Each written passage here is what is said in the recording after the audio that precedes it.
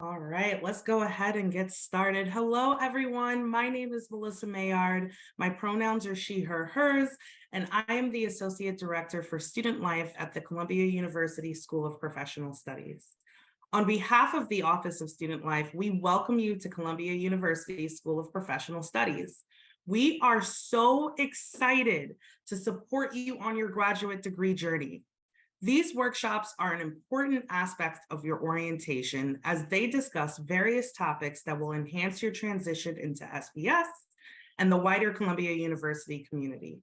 To register for upcoming workshops and to learn about your SPS new student orientation as a whole, please visit the new student orientation group on SPS Engage. I will include that in the chat, so you will be able to link to that. Be sure to track your progress for attending these workshops in the SPS Ready checklist on Engage. If you attend or watch all 10 workshops, you will receive the SPS Ready badge and be entered to win a $100 gift card to the Columbia Bookstore. And trust me, there's a lot of good stuff in the Columbia Bookstore, so you definitely want to be entered to win that gift card. Right then and there, you'll be able to pick up your Columbia gear and be ready for school. We would like to remind you to please complete your pre-orientation tutorials. There are 3 tutorials all graduate degree students must complete before the first day of classes on Tuesday, September 5th to avoid a hold being placed on your account. So I want to reemphasize that again. There are 3 tutorials all graduate degree students must complete before the first day of classes in order to avoid a hold being placed on your account. So be sure to do that. All incoming students are also required to attend the Title IX at Columbia University training. This will be a live Zoom training on Thursday, August 10th at 9 a.m. Eastern Standard Time. Please register now. If you cannot attend for any reason at all, please shoot us an email at sps-studentlife@columbia.edu. Without further ado, welcome to today's workshop, Financing Your Graduate Degree. If you have any questions for the facilitator, please use the Q&A/chat function at any time, and they will review your questions at the end of the presentation. This workshop will be recorded and available for access in the coming weeks. You will receive an email once the workshop recordings become available. I will now hand it over to our amazing facilitator. I'm telling you, you're in for a treat, Trudy, for this session, Financing Your Graduate Degree. Enjoy and welcome to Columbia SPS. Thank you so much, Melissa. Good morning, everyone. Today we'll be discussing financing your education. And I am from the Office of Student Financial Planning, the office that manages the financial aid for the School of Professional Studies. In today's presentation, we'll be discussing the cost of attendance. We'll go over briefly financial literacy and financial wellness. I'll be providing some additional financial resources, and I'll go over some student financial services topics. We'll talk about preparing to attend the university, and I'll share some helpful links and contacts. If you have any questions, I'll go over them at the end of the presentation, but please feel free to use the Q&A function to put any questions that you may have while I'm presenting. So let's first start off with our first topic, which is the cost of attending. The cost of attending is the amount that you, the student, may reasonably expect that school should cost over a period of time. It is also referred to as your budget. It is academic year and academic term specific, and it includes both direct costs, such as tuition and fees, and indirect costs, such as living expenses, book supplies, transportation, and personal expenses. It is important to note that your cost of attendance is not your bill. Your expenses are the actual cost of your financial obligations. It is based on individual circumstances, geographic location, housing arrangements, and personal choice and preferences. And it is an individual expenses may or may not be school related. Your cost of attendance is a representation of school-related financial expenses while you are attending the university. It is based on average, reasonable cost as they relate to attending Columbia. The maximum amount, it is also the maximum amount that you, the student, may receive in financial aid. The cost of attendance components are required school-related expenses.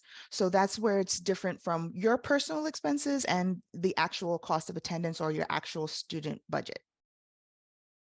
For financial literacy and wellness, we're going to briefly discuss some tips to understanding your financial resources and your expenses.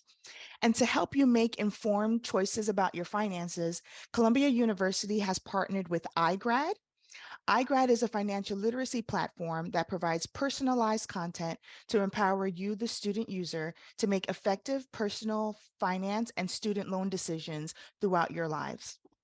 It includes tools such as a scholarship search, a student loan snapshot, money calculators, your money personality quizzes, and webinars. It also includes courses, articles, videos on a wide array of financial topics, including student loans, understanding credit reports, saving, investing, and financing. And it also includes a community forum with user and expert engagement. As an accepted Columbia University student, you have access to iGrad once you receive your University Network ID or your UNI, and you can access your Columbia University email address. In order to sign up for iGrad, you visit www.columbia.igrad.com. You'll click sign up, and you'll create your account using your Columbia University email address. You answer any questions to personalize the site if you would like, and you can receive information and content that's relevant to you. Again, this is voluntary, but as I mentioned, it does have a scholarship search function, which is very helpful. Newly accepted students may find the following resources on iGrad beneficial while planning to attend school. As I mentioned, the scholarship search, the money personality quiz, which would help you understand the why behind your financial decisions, and a budgeting tool for planning out your expenses, setting goals, and keeping your finances on track while you attend. It also includes calculators. You can experiment with mortgage, budget, auto investment tools, and also student loan calculators. It also helps you borrow smarter by tracking all of your student loans and comparing your different repayment options. Students can also import data from previously borrowed federal student loans, and you can add privately held loans and or anticipate any future borrowing.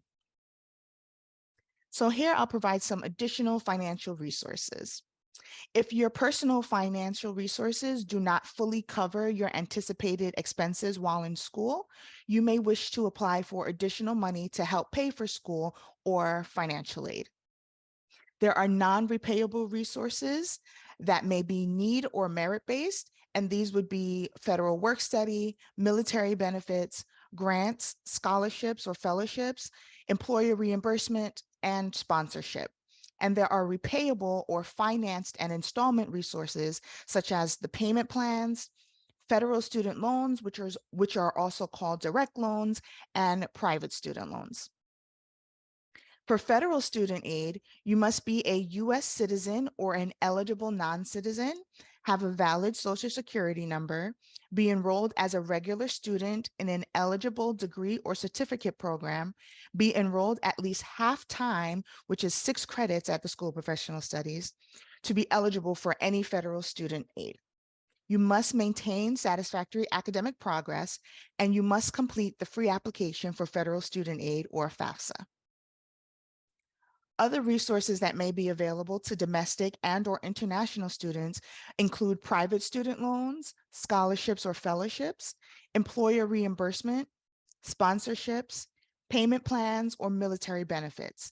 And each student's individual requirements and eligibility for these programs may be determined by the program and or the awarding entity's eligibility criteria. For federal student aid, there are the Graduate Professional Federal Student Aid Award types are federal student loans, the unsubsidized loan, and the Graduate Plus loan, which requires some additional eligibility criteria. There's also federal work study. In order to apply, we would ask you to visit the FAFSA webpage, and students attending in the fall of 23 should complete the 23-24 FAFSA using your 2021 income information.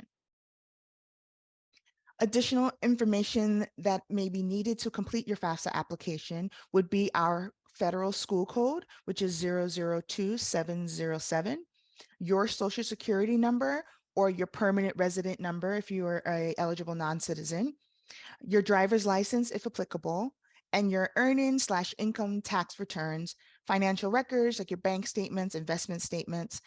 And if you are a prior student aid application, you will need to find your FSA ID. If you are a new applicant, you will need to create one. And you can do this by retrieving or applying for an FSA ID at the FSA ID webpage. And you can find this at studentaid.gov.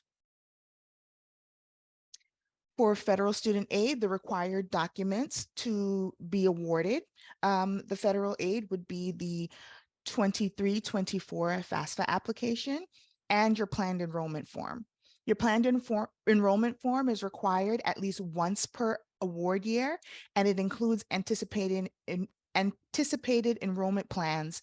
And if your plans change throughout the year, you would have to resubmit as well. It can be completed electronically once your FAFSA has been received by the university, or you can fill out a PDF version. Other required documents may depend upon the receipt of your FAFSA. So once we get your FAFSA application, we can determine if there's any additional required documents that may be needed. To see all required documents, you'll be able to review this in your Net Partner, which is your financial aid portal, once we receive your FAFSA application. And your eligibility will not be available until you've been accepted and deposited into the university. For federal student loans, we have the unsubsidized student loan. In addition to general federal student aid eligibility, you must be enrolled at least half-time, which is 6 credits. You must continue to meet satisfactory academic progress. You must complete the federal direct loan entrance counseling and the master promissory note for unsubsidized student loan borrowers. To log in to complete this, you will use the same FSA ID that you used to complete your FAFSA application. And exit counseling is required upon program completion or withdrawal or drop in below 6 credits. Graduate and professional students may qualify for up to $20,500 per academic year with a maximum lifetime aggregate borrowing limit. So this is over the entire span of your undergraduate and graduate careers of $138,500 for most graduate professional level students. The unsubsidized loan interest begins to accrue at the time the money is paid to the school on your behalf, and interest only accrues on what has been disbursed to the school. It has a fixed interest rate of 7.05% on any loan that was disbursed after July 1st, 23, and the loan origination fee is 1.057%. This loan fee is deducted at the time of disbursement. So a gross disbursement of $10,250 will have a loan fee of $108 deducted, resulting in $10,142 actually being applied to your student account. For the Graduate Plus loan, in addition to general federal student aid eligibility and all of your unsubsidized loan eligibility, it has no annual or lifetime aggregate borrowing limit, though you, the student, cannot receive more than your cost of attendance, which, like I mentioned, is your average budget at Columbia. And it cannot exceed that cost of attendance per term, which is fall or spring, or overall academic year. There is a fixed interest rate of 8.05% for all loans disbursed after July 1st, 23.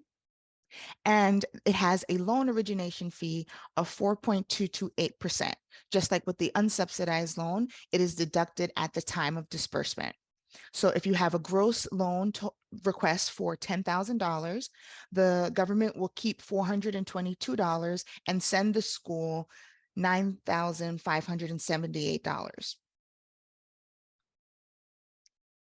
The Graduate Plus loan requires a small credit check. And to apply, it also requires a separate application that must be submitted after you receive your financial aid award notice. Borrowers must not have adverse credit history, But if you do have adverse credit, you can still potentially borrow with a credit-worthy endorser or by appealing the credit decision to the government based on new information related to your credit and the reason for the denial.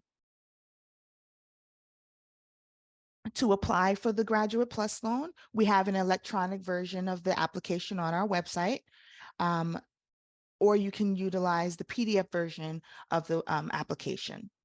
Students must also complete the federal direct loan entrance counseling and the master promissory note for Graduate Plus loan borrowers.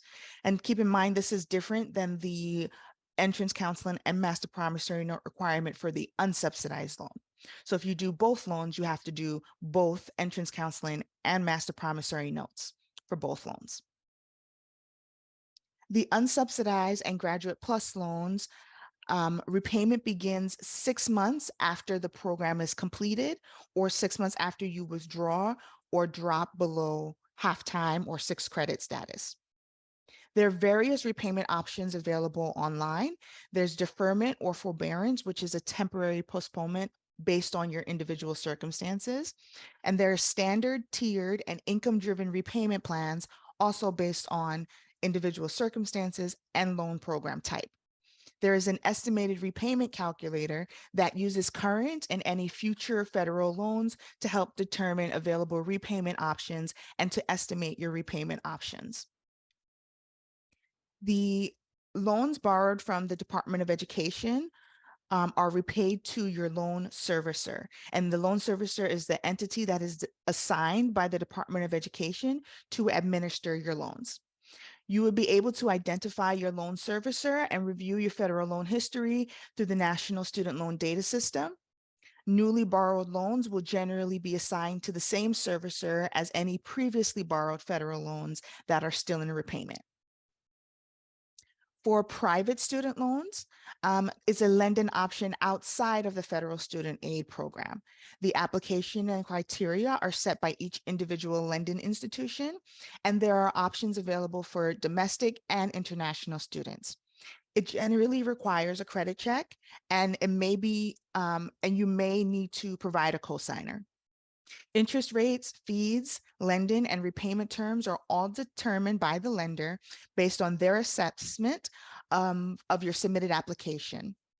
The rates may be fixed or variable, and repayment may or may not be required while you're in school. We would encourage you to check with the lender of choice for specific application and eligibility criteria.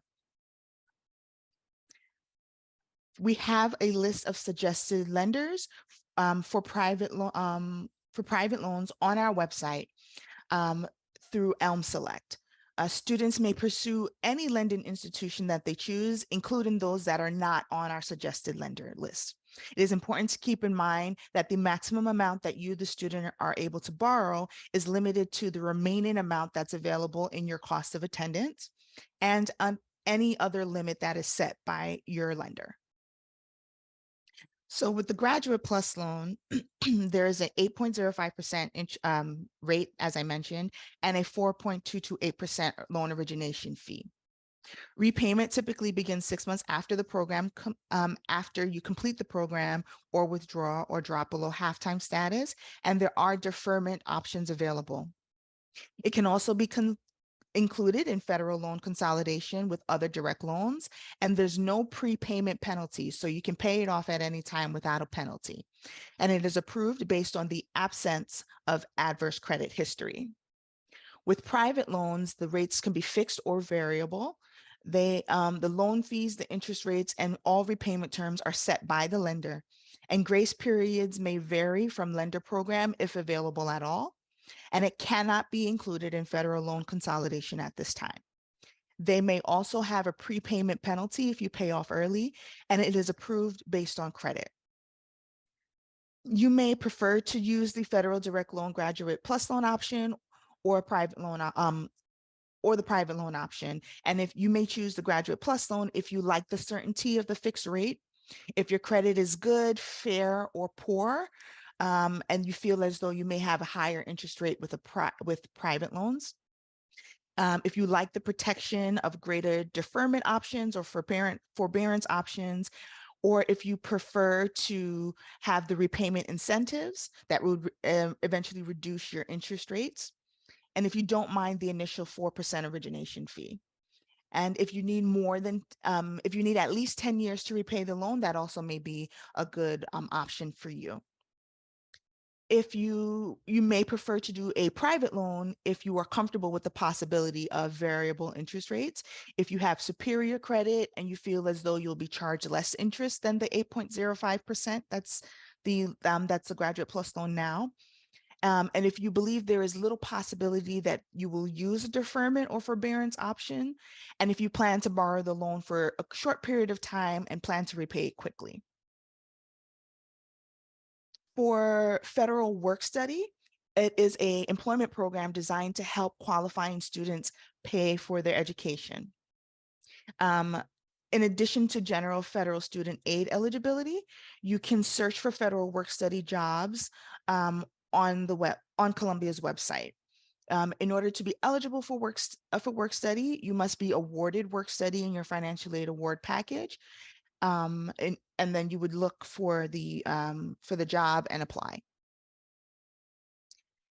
For federal work study, you must be enrolled at least 6 credits. You must continue to maintain satisfactory academic progress, and you must display financial need. And that need assessment is based on the information that you provide on your FAFSA application.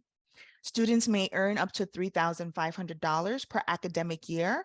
And when you submit your FAFSA application, be sure to indicate that you are interested in work study.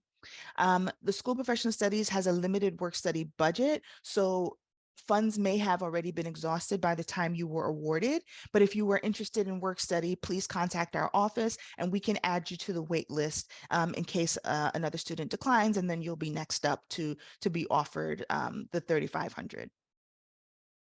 Students who are not eligible for work study can still pursue casual employment at the university. Questions can be directed to the Columbia University Center for Career Education, and their phone number is listed here, 212-854-5609. International students should contact the ISSO office for any potential work restrictions. So I'll go over some processing timelines. So federal aid eligibility may take up to 10 business days from the time we receive your FAFSA application and complete any and all outstanding required documents to be processed. Additional federal loan requests may take up to 10 business days to process, and Graduate Plus loan requests may take up to 2 weeks to process. Private loan processing times varies depending on the lender, and all communications are sent to the student at your Columbia University email address for any required documents or action in related processing and or receiving your student aid eligibility. So it is extremely important that you check your university email. Now I'll discuss some student financial services topics, as in your e-bill, paying your bill, going over some SFS holds, online payments, direct deposits, and automatic refunds. Your bill includes your fees and charges for tuition, course fees, student life, dining, Columbia Health, additional printing, and more. You can view your current statement and charges in SSOL, which is the student service online. You'll be able to see your student account detail by term, which summarizes the current term account activity and lists your current term balance. Recent account activity will be a detailed view of your recent account activity and your current balance. You can make a payment online or authorize a payer. You can click on View e-bill and pay by e-check, payment plan, or wire in the menu. Paying by e-check is the preferred method. It allows for easy and secure online payments via SSOL, and you can authorize a payer and view previous payments that were made. If you are going to pay by wire transfer, this is a convenient method, especially for our international student population. And you can also pay through a payment plan. There's payment plan availability can be found. You can sign up for a payment plan through SSOL, and you can view payment plan eligibility and other payment plan options at our SFS website. These are some important reminders. You can create an authorized payer account for anyone who should be able to make a payment on your account on your behalf. You can check your Columbia University email for your e-bill notice and ensure that your payment is received by the due date on your e-bill. You may potentially be charged a late fee of $150 for the first e-bill of the term, or 1.5% of your balance for every subsequent e-bill. The billing schedule can be found at our website, sfs.columbia.edu/bill schedule. And you can see the different terms, the different dates for the e-bills. Any unpaid account balance of $1,000 or more will prevent you from registering for classes for the next term. Other schools and departments may issue their own holds on student accounts for separate reasons, but you can view all of your holds by logging into SSOL, and it will also provide contact details for each of those holds. Making a payment online is faster and more accurate, cheaper, and more sustainable. To make an online payment, all you need to do is be a registered Columbia University student with a U.S. bank account.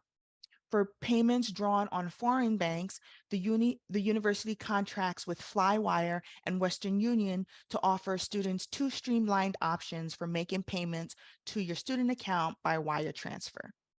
To make your payment quickly and easily, just follow the instructions for paying your bill online on the Student Financial Services website.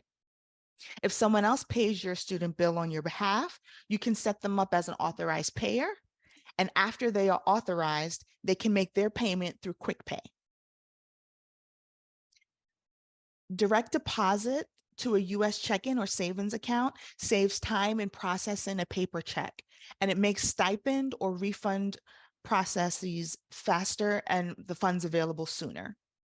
To receive refunds, domestic and international students should set up direct deposit in your SSOL. To receive stipends, domestic students should set up their direct deposit in SSOL, and international students should set up direct deposit in the My Columbia portal. For any additional questions, please refer to the direct deposit instructions on our website.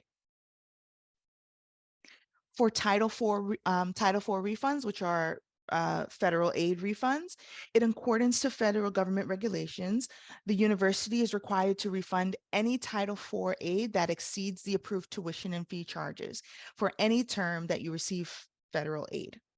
So if you would prefer to leave the excess of the Title IV or the excess of your refund on your student account to be applied to other terms, you must send written authorization to holdrefund@columbia.edu. For any aid that is non-Title IV related, so any aid that is not federal aid related, if you would prefer to opt out of automatic refund, you can log into SSOL, click on automatic refund options, and under refund options, choose I decline to participate in automatic refunds. Click update, and these will save your changes. This will allow any funds, like if you have a private loan and you want the funds to remain on your account for the next term, to stay on your account. So preparing to attend. Student aid funds, including federal and private loans, are generally dispersed directly to the school. And this doesn't tap in until after the start of the term, which is after the add drop period. So for the fall semester, these funds should be expected to be dispersed on or after September 22nd.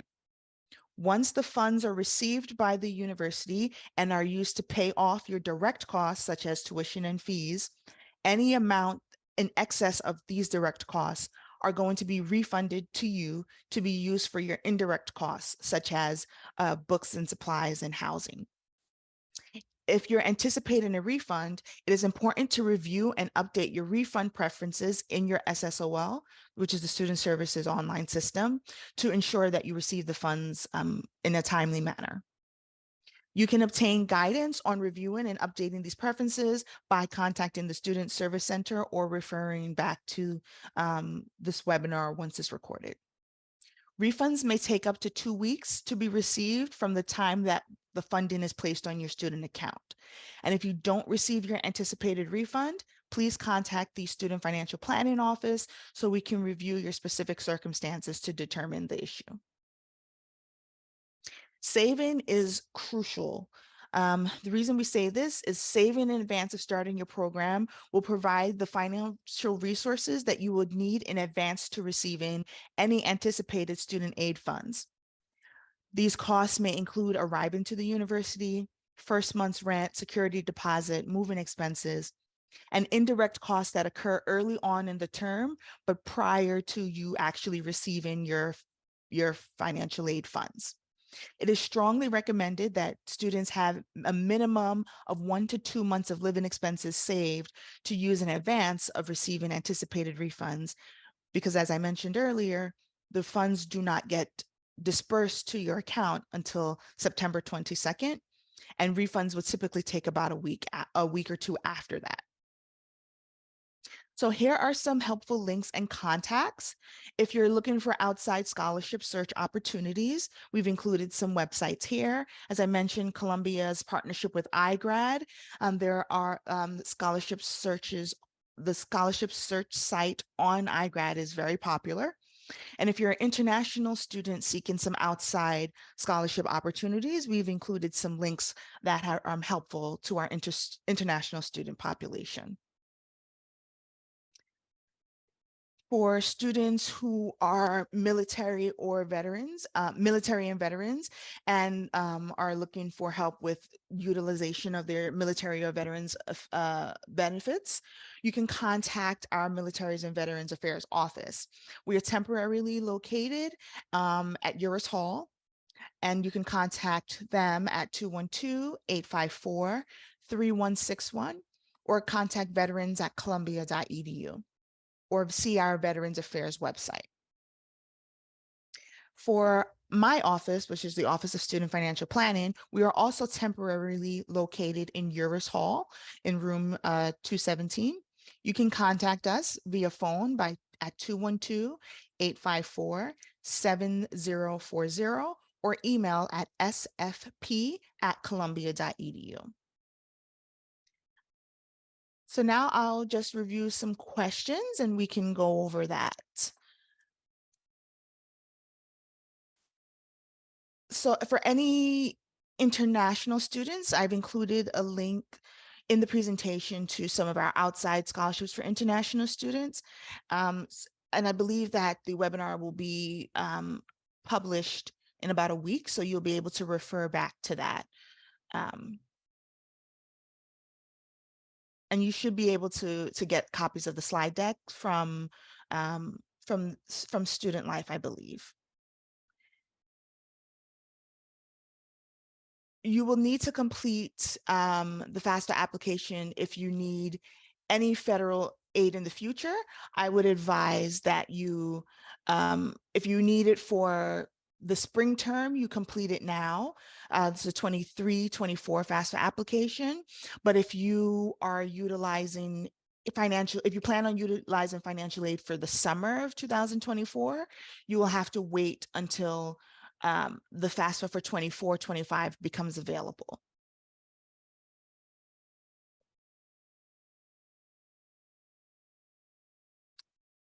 If you are utilizing a private loan and you want to also utilize a payment plan, the private loan will be certified from our office. Whatever the amount that you request will show on your account as anticipated aid, and then you would be able to sign up for a payment plan as well. But for more specifics about your question, I would advise you to reach out to our office just to get further clarification. The amount that is allowed in your cost of attendance your loan cannot exceed, even though you were approved, it cannot exceed your cost of attendance. If you would like to discuss your cost of attendance and potential opportunities to increase it, please contact our office directly. For more questions about your visa eligibility, I would speak to the ISSO office. You would have to be an eligible citizen or a U.S. Or what they call an alien resident, or not like to be an eligible non-citizen to be eligible for federal student aid. As I mentioned, federal and private funds are going to be dispersed September 22nd. And but they will appear on your account as anticipated aid, which would satisfy any payment for payment to the university.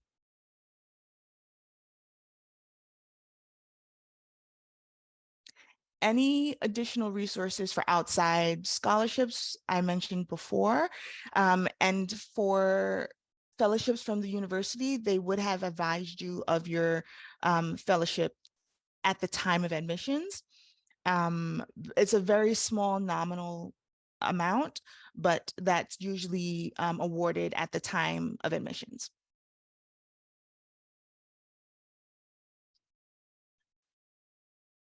So as I mentioned, you can expect the loan to be dispersed on September 22nd for the fall semester.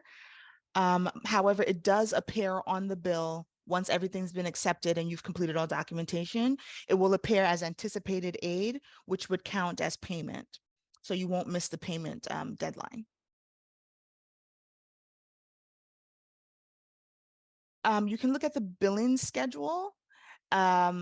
If you sign up for a payment plan now, they're going to be withdrawing funds monthly, but you can discuss more information about the payment plan and how it works by contacting our Student Service Center. You can reach them at S as in Sam, S as in Sam, C as in Carter at columbia.edu.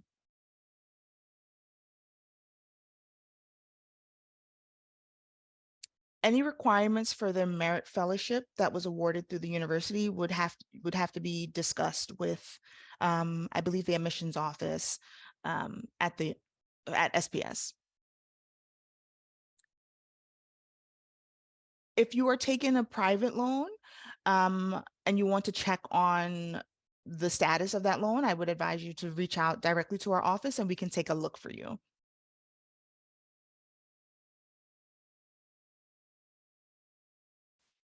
Melissa, I believe this next question might be a student life question. Yeah, I can go ahead and answer that Yeah. via the Q&A, so you can keep moving forward. Okay. Thank you. Okay, no problem.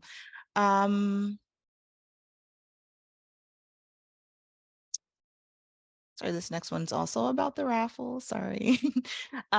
Any scholarships that might be available to international students would have to be, it looks as though they would be some outside scholarship opportunities, but we can send you guys the slide deck, which will allow you to find these scholarship links.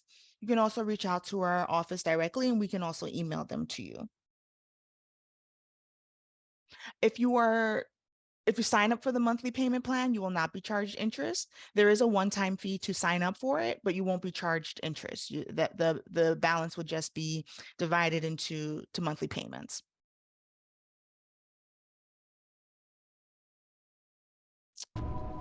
Typically, unfortunately, there aren't many grants or scholarships provided by the university. As I mentioned before, it's a small nominal amount that would have already been determined at the time of admissions.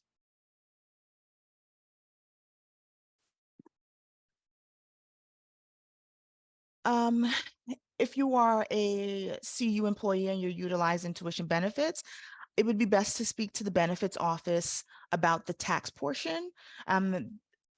If you reach out to our office, we can provide you with the contact information for the benefits office that would better be able to assist you with that question about the taxes.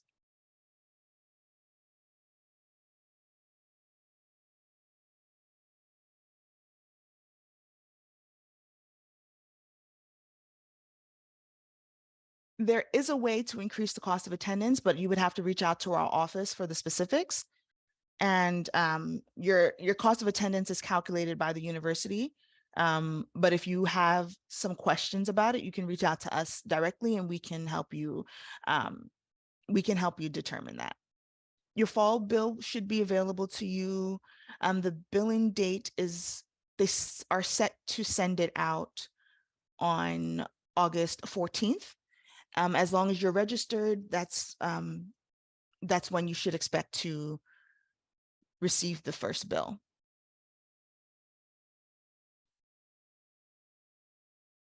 If you submitted your documents for your financial aid and you haven't heard anything back, please reach out to our office directly and we can take a look to see what's going on.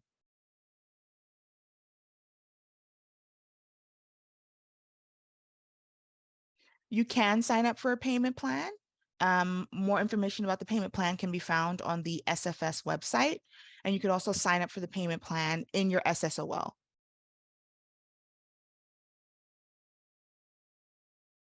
You can contact the Office of Financial Aid as soon as the session is over.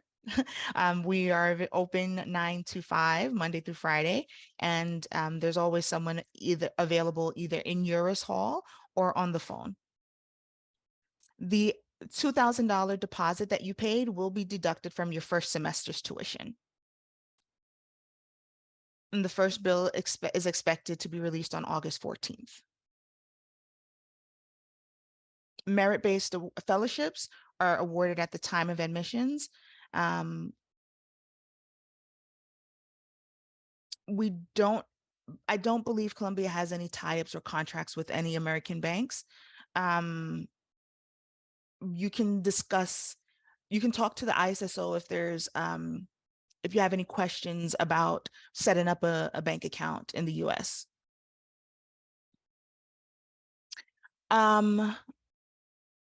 We would still advise you to utilize the 21 tax information because as a graduate student, everyone is offered the $20,500 automatically, regardless of income. So please use your 21 tax information.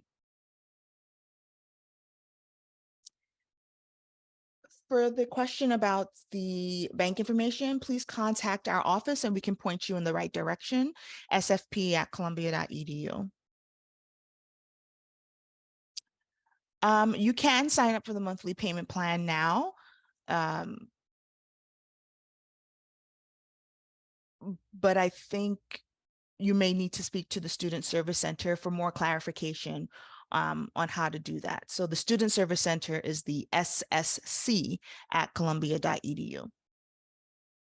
The payments for the payment plan, I believe, is go until December for the semester.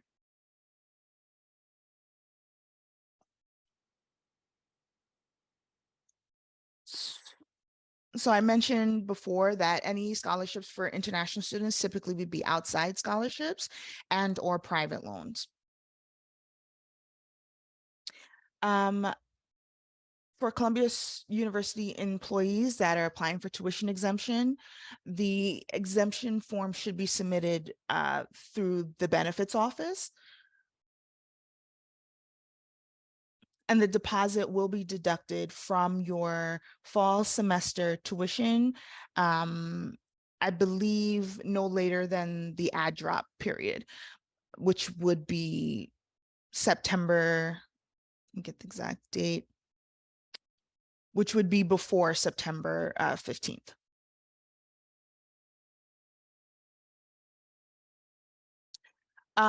If you've already completed the benefits forms, the exemption should be reflected on the bill, but if you have questions, it would be best to reach out to the benefits office about any tuition benefits for Columbia employees.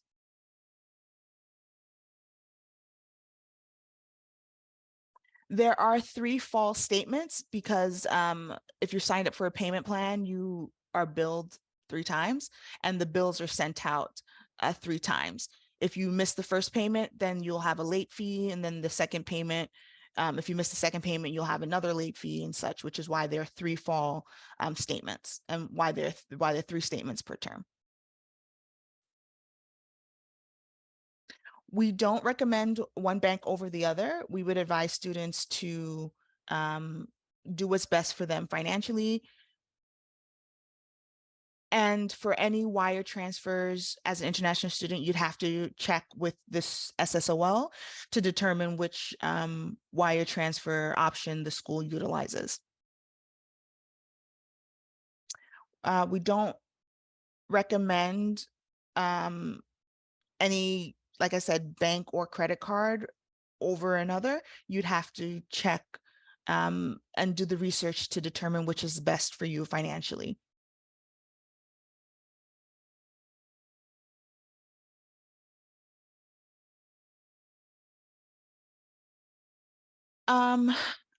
This question, I'm a little unsure of which website you're talking about. Are you talking about the student viewer website in the messages section? Or are you talking about the financial aid section in SSOL? If you're talking about the messages section in on our financial webpage, we typically would email you to advise you of what is needed, and you would look under documents and messages in the student viewer, which is the financial aid portal. The 1098-T form is, that question should be directed to the Student Service Center. Typically, that is what you use after, it's like for tuition and for tax purposes, but for more clarification, you should speak to the Student Service Center about the 1098-T form. That's typically given to you at the end of the calendar year to file with taxes. You can set up a meeting with us.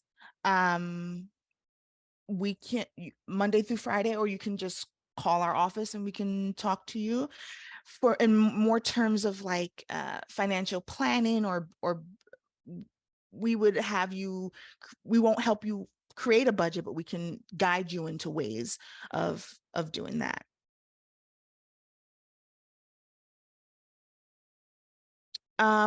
The If you're looking for a job on campus, that information can be found in the slide deck, and I believe you should be able to, we should be able to share that for you.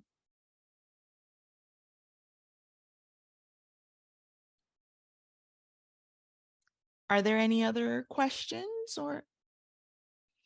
So if you received a fellowship in your admissions letter and it's not on in your financial aid, that's because the school doesn't provide that information to us until they confirm enrollment. So we should receive it before the bills due, but that typically happens closer to September.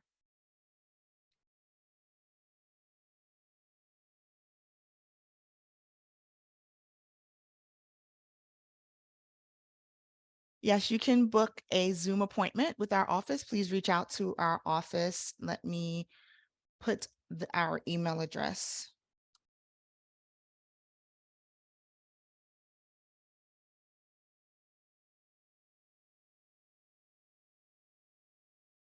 I put our email address in the chat. Please reach out to our office if you would like to set up an appointment. Appointments aren't really necessary, but if you would like to set up a Zoom appointment, please contact our office. Tuition should be generated. The first bill is going to be sent out August 14th. So that should be, you should get an email with the notice that the tuition has been charged if you're registered.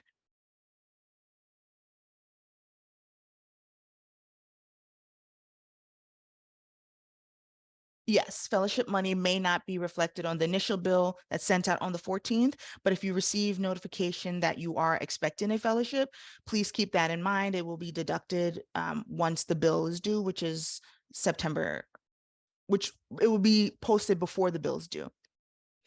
If you drop a class or make changes to a classes, yes, typically that is going to be reflected on the bill, but not right away. You would have to, it's usually 24 to 48 hours before that will show.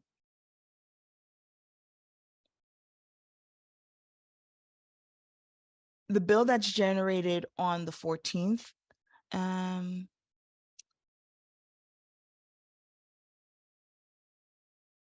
The billing schedule is on our website, SFS.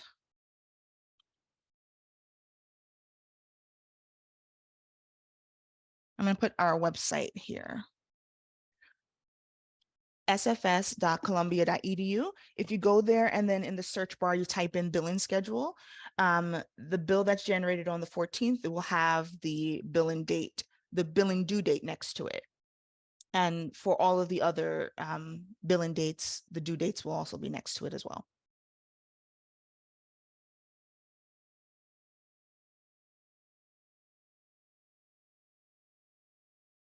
We would only be able to provide the cost of attendance for this academic award year, but we can give you estimates for the entirety of the program. If you reach out to our office, we can help you determine that, because it will be determined based on the number of credits you're taking and put any potential increases to tuition.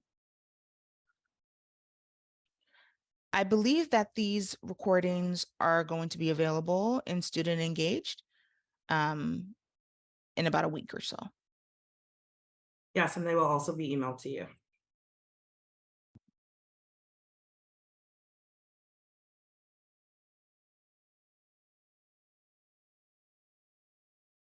Do we have any other questions? Or yeah, if that's all, I mean, you can reach out to our office. I believe you can find our phone number here and our email address here.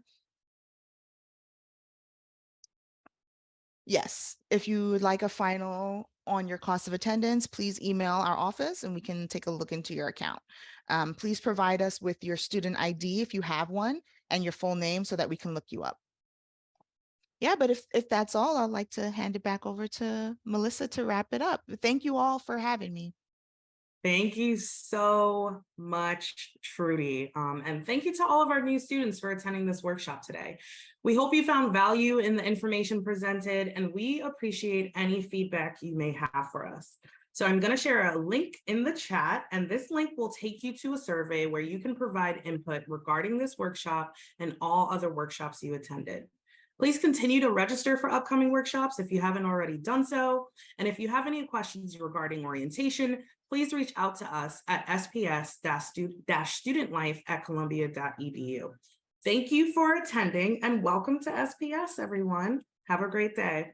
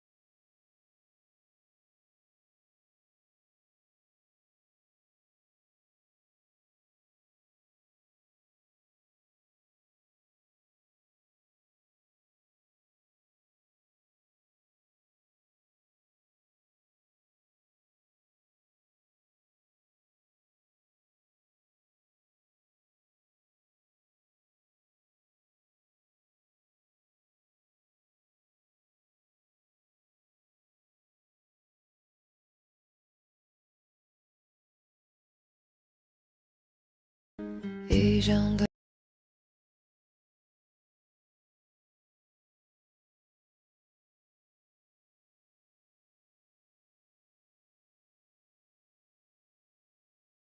灰色的照片。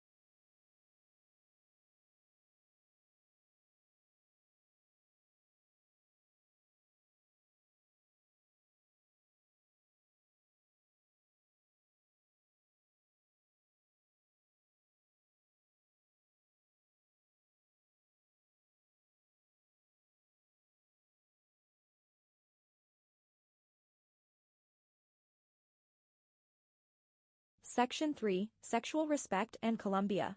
This section introduces key concepts and essential resources related to sexual respect, including where you can get help and guidance on important university policies, including Colombia's gender-based misconduct and interim Title IX policies and procedures for students. You will learn more about the concept of sexual respect in a separate sexual assault prevention tutorial, which must also be completed prior to your school orientation.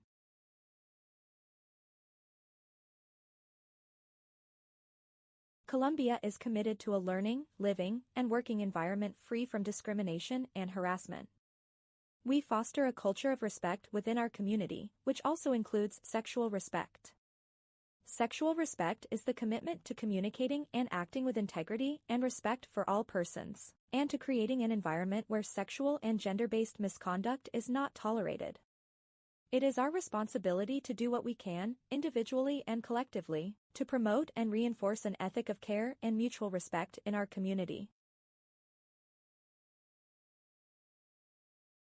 Both Colombia's policy and New York state law require affirmative consent when members of our community engage in sexual interactions. Affirmative consent is a knowing, voluntary, and mutual decision among all participants to engage in sexual activity. Consent can be given by words or actions, as long as those words or actions create clear permission regarding willingness to engage in the sexual activity. What does this mean? Consent in sexual relationships is about communicating, through words or actions, your interest in sexual activity, listening, acknowledging, 熊猫宝宝往妈妈身上爬。 and moving ahead with sexual activity only if you mutually agree.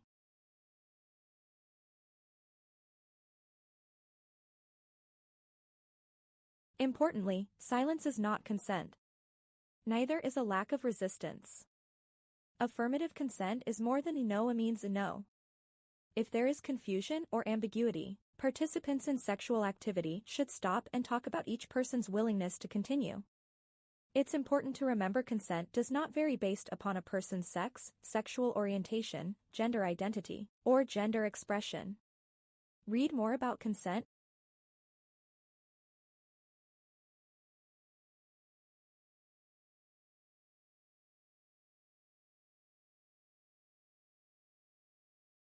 Gender-based misconduct is the term Colombia uses for sexual and gender-based harassment, stalking, including online stalking, sexual assault, and sexual exploitation, as well as dating and domestic violence. In some instances, behavior that is not sexual in nature can be considered gender-based misconduct. It can occur between people of the same or different gender identities and sexual orientations.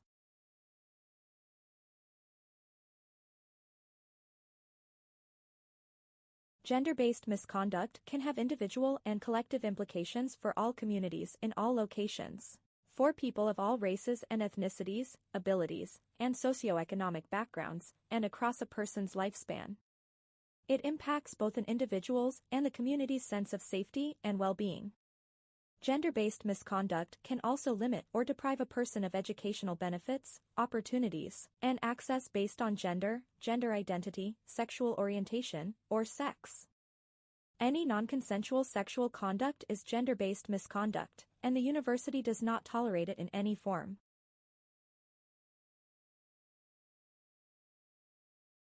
The definitions of gender-based misconduct in Colombia's policy include sexual assault, penetration, any form of vaginal sexual intercourse, penile vaginal, oral and anal sexual intercourse, i.e., penile penetration, or use of an object or instrument to unlawfully penetrate the genital or anal opening of the body of another person, however slight, without a person's affirmative consent. Sexual assault, contact, any sexual contact, including sexual touching, without a person's affirmative consent. Sexual touching includes contact under or over clothing with the breasts, buttocks, genitals, groin or inner thigh, or touching another with any of these body parts, making another person touch any of these body parts under or over clothing, or the emission of ejaculate on the clothing or body of another person without that person's consent. Sexual harassment, unwelcome sexual advances, requests for sexual contact and other verbal, physical, or visual conduct of a sexual nature.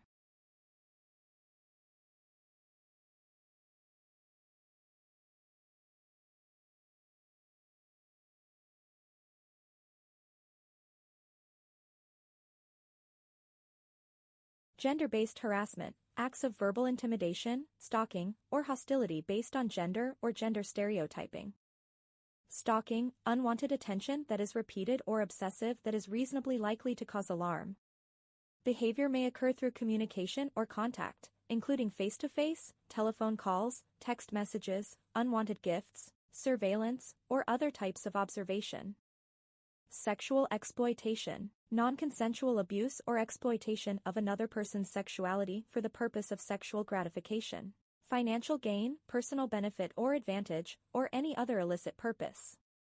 Dating or domestic violence, the use of physical violence, coercion, threats, isolation, stalking, or other forms of emotional, psychological, sexual, technological, or economic abuse directed towards a current or former spouse or romantic or intimate partner, including those in a dating relationship.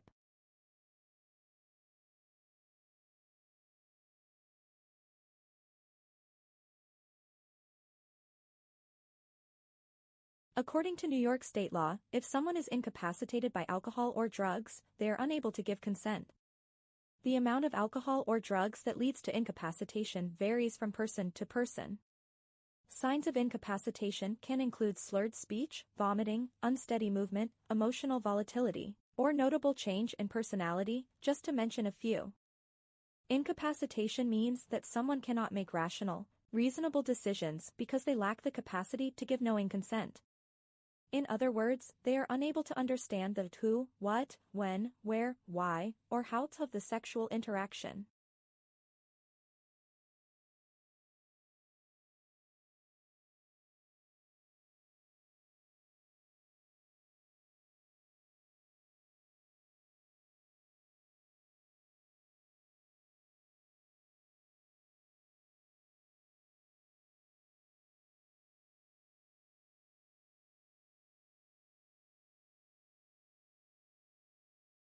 If you are incapacitated, you may not understand that you can decide against consenting to sex. Incapacity can result from a person's consumption of alcohol and/or other drugs, disability, being physically constrained, or being asleep. Students often ask, if I have had a few drinks, can I still consent? The answer is maybe, because there's a continuum of reactions to alcohol and drugs. You can be intoxicated and tipsy and still be able to consent, or incapacitated and in and out of consciousness and unable to consent.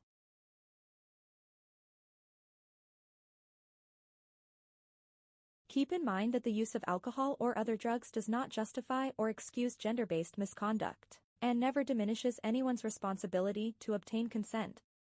In other words, if you are drunk and you sexually assault someone, you don't get a pass.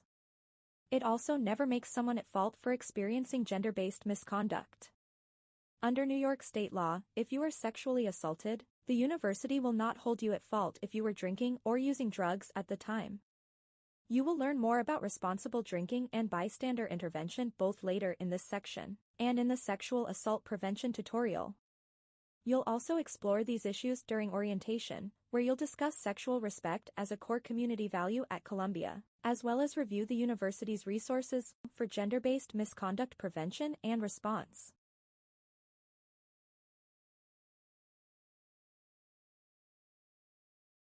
One way to create a safe and healthy community is to be a pro-social bystander, safely taking action, when possible, to help others when we observe actions or situations that jeopardize someone's safety or well-being. Stepping in can be you telling a friend that you find their language offensive or walking an intoxicated friend home, to make sure they arrive home safely.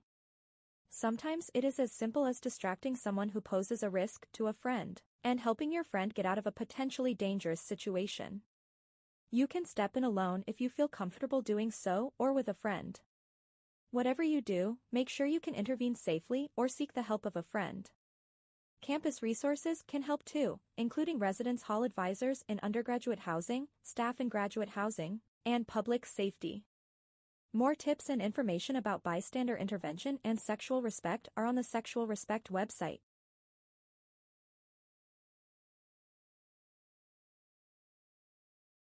Students who choose to report an incident of gender-based misconduct that happened at the same time as they or other bystanders were engaging in alcohol or drug use will not be disciplined for drinking or using drugs. even if the use violates university policies. Please do not hesitate to report or seek help to address potential gender-based misconduct.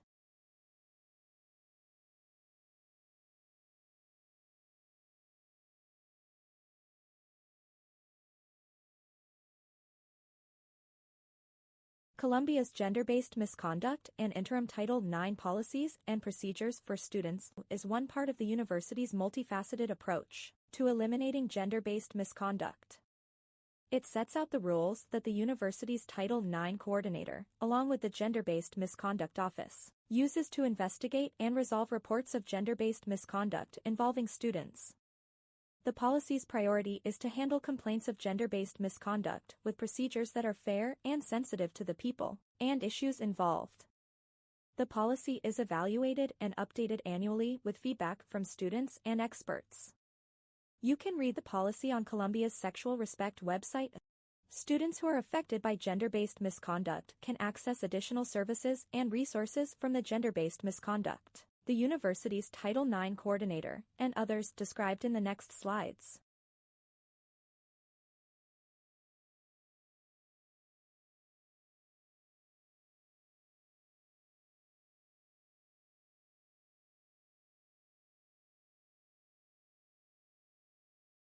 Columbia offers students confidential and non-confidential resources for support and for reporting gender-based misconduct. All of these, along with additional New York City and national resources, are listed on the Sexual Respect website. Leaders of student organizations and athletics and recreational sports teams also receive sexual respect training and can refer you to university services or resources. Click on each image for resources.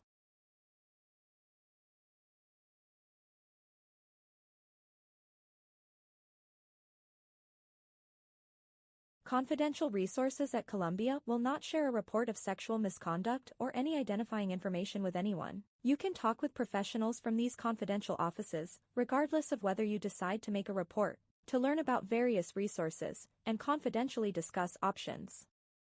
You can also talk to these professionals about experiences that happened before you came to Columbia. Sexual Violence Response (SVR), part of Columbia Health, SVR provides trauma-informed, confidential support and prevention programs focused on ending gender and power-based violence. SVR creates social change through collective community action, building a compassionate and accountable community, with a commitment to increasing resources and support for survivors and co-survivors of violence. Doctors, clinicians, and health practitioners from Columbia Health's medical services, for Morningside and Manhattanville students, and Student Health on Haven, CUIMC. Psychologists, psychiatrists, and social workers from Columbia Health's counseling and psychological services, for Morningside and Manhattanville students, and counseling services, CUIMC. Ombuds Office. Disability Services. Religious Life. Non-confidential resources are for students who want to make a complaint to the university. Note, even if you report an incident, you can choose not to participate in an investigation. Non-confidential resources, available to all students, are required to report gender-based misconduct incidents to the university. These include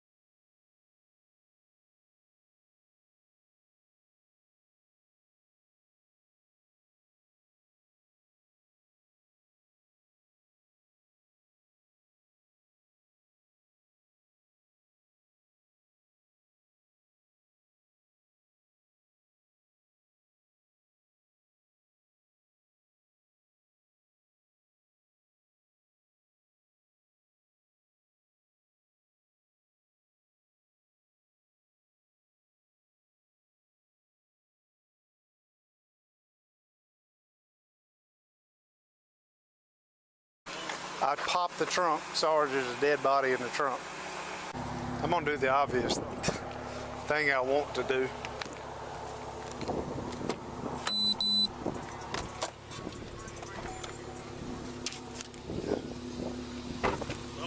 Up. Put your hands up.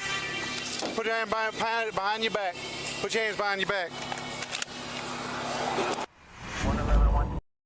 将其拦停。55英里每小时的道路上标志73英里每小时，于是立即亮起警灯，将其拦停。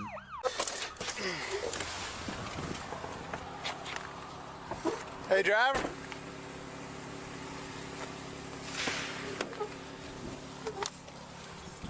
Hey, driver. 警员并未主动接近车辆，而是示意司机自己下车走向警车。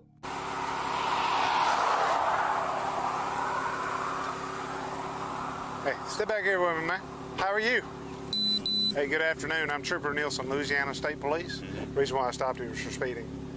You know how fast you're going? No, sir. 73 and a 55, so it's 18 over the limit. Do you have your driver's license? No, sir. Do you have a driver's license? No, sir. Then why are you driving? I was just Okay. going home. Do you have any weapons on you? No, sir. It's okay. I was just asking. What's your name, man?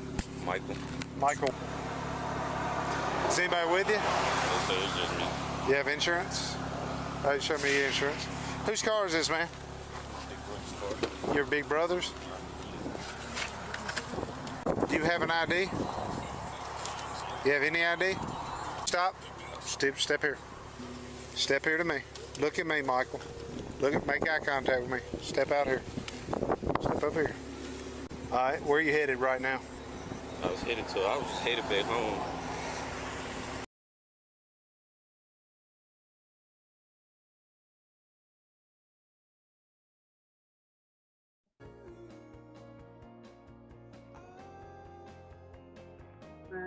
Just 2 minutes before we get started.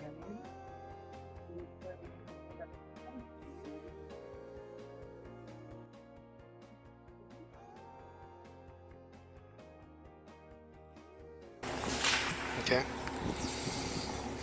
Where's home? What's your address? I got him. No, stop. Come here. Where do you live? It's easy. It's easy to answer this. Where do you live? You don't know how to drive to your house? I was coming from there. How I got lost. 此时，警员开始逐渐对该名男子起疑。男子没有驾照，却还继续违法驾车。 Welcome, 当问其 welcome. 家庭住址时，男子居然一时回答不上。 We're excited to have you all here today. And we are just waiting on Jawei. And he is in a student appointment. So he will be joining us shortly, and hopefully all of you on the call will be scheduling appointments with your coaches. It's that time of year Prop up where on we're this bumper right here, prepping. okay? Just sit down right here, okay? So, I just while we're waiting, if you don't Can I take a look mind in your putting car? in the chat, Yes or no? letting us know Okay. Okay. It's your brother's where car? you are, Is this your like brother's car? located physically right now, just to see where everyone's at. Would love to know. I'm in Queens, New York. See where you physically located right now on Earth. Oh, me? I'm sorry. I'm in New York. New York, Manhattan. And so in the chat, feel free to put where you're currently located. 在征得男子的同意后，警员决定开始搜车，查找任何可疑的物品 India, 和迹象。 okay, 这是一 great. 辆2017年款的雪佛兰科迈罗。 So 男子表示，这辆 New 车 York, 是其 okay, 兄弟所有。 history. New York, great. So New York, Jersey City, China, Jersey, China, India. global, love it. China, Beijing. Great. Now, another question. And I know that Jawei is going to be coming soon, so we want to make sure we want to be able to ask this question with him on the line so that we all get an awareness. But it's a question that we're going to ask is who's new students and who's returning? Just so that we can kind of gauge the audience of who. But we'll do a show of hands. Oh, Jowei's coming in. Yay, Jowei. Our third coach. Jowei Cal has joined the building virtually. The virtual building. Sorry, folks. I'm in high demand apparently. So thanks for your patience. That's all good news. That's great. Yes. We were This is great. I'm sorry. Okay. Go ahead, Tia. Go. No, I was just going to kick off the session because I see we're 5 minutes in. Okay, go ahead. Just for sake of time and realizing that those of you who are in China, it is 12 a.m. there. So I want to definitely make sure that this is a worthwhile session for you attending at such a late, or dare I say early time, in your region. But thank you all for attending. Those in India, is also evening for you. So just thank you all for being committed to being new students. I don't know if we have any returning students on the call, but those of you who are returning, if you're here, thank you for joining us as well. My name is Tia MacGyver. I'm an associate director here at the Career Design Lab, and I'm also the Applied Analytics coach. I'm excited to work with the group, all of you, but my primary population that I serve is those of you with last names A through H. I'm going to kick it to Jowei to introduce himself. Everybody, my name is Jowei Cao. I'm also an applied analytics coach. My caseload again are students again who have last names that begin with I through V. It's nice to see everybody. Kat. Thank you, Jowei and Tia. I am Kat Castro, associate director here at CDL, and the third coach. And I see last names W through Z. And my email is located on the. And our appointments are Monday through Friday, 9 to 5, virtual and in person, all on SPS time.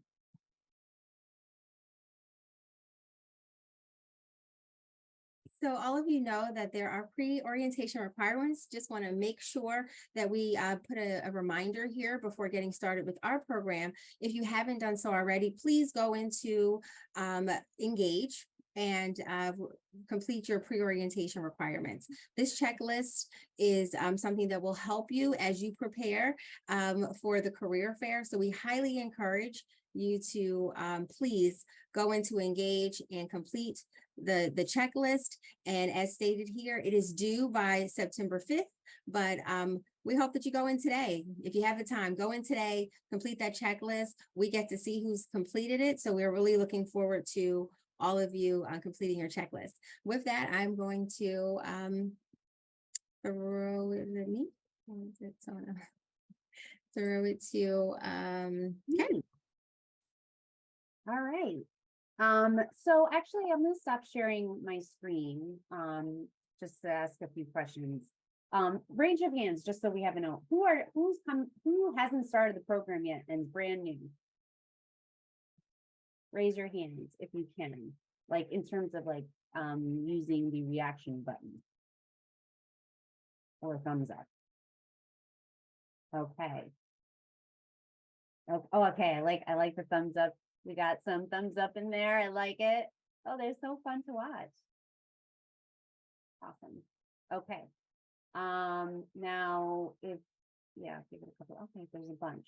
Okay. APN program, Applied Analytics. This is for only Applied Analytics students. So I'm assuming. Yeah. So is everyone in the room Applied Analytics, or is anyone in here not part of the Applied Analytics program? Just want to confirm that before we get started, because this is a group coaching session, for Applied Analytics students. So it looks like, okay, there's just us in the room. That's great, because we are the APN coaches. So, but again, if you're in here, don't leave. Just stay with us. I want you to feel like you have to leave out the room, but just wanting to make sure that those of us who are in the room definitely are Applied Analytics coaches, and just confirming that. So we see that we do have some returning and some new students on the call based on show of hands. So we're excited to see that as we prepare for the career fair. There's going to be opportunities for you for both internships and full-time opportunities, as well as networking. So for you, if you are a student who you feel like right now you're not even looking for internship or full-time, you just want to go, networking is what we encourage you to do. As we go through this session, we'll give you some suggestions and ways that you can network with employers, but then also making sure that you're ready to meet that conversation and that you're as prepared as possible. So for us, that's what this session is really about, making sure that you're prepared. You're going to see as before the actual fair, which is on September 7th, there's going to be a lot of opportunities for you to engage with the Career Design Lab and ways to prepare for the fair. But we wanted to get a head start with you, just knowing that there's so many applied analytics students and wanting to make sure that we're meeting your needs. So with that, we're going to kind of dive into our session, but I saw there was a few raise of hands, and we'd like to make this session as interactive as possible, considering all of us in the room. So if you have a question before we get started, or if before we get started, you just want to share, please cover this so that we make sure that we're covering the topics that you want to hear about. We do have, things that we want you to keep top of mind, just knowing where industry is, what's going to help you be prepared for the fair. But if you have some questions, unmute yourself or raise your hand. I don't know if a bunch of you unmute yourselves at one time, maybe that's not a good idea. So raise your hand and we can call on you, and then we can go from there and start our session.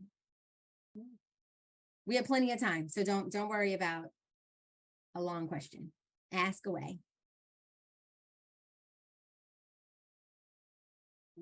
Well, should we just keep going, and then we'll ask if anyone has any questions? They'll ask. Oh, Anusha, go ahead. Yeah, I just wanted to quickly ask a question about the career fair. Do employers generally come with the intention of recruiting, or is it a mixture of both? Or just wondering what the employer's intention might be more of in that fair.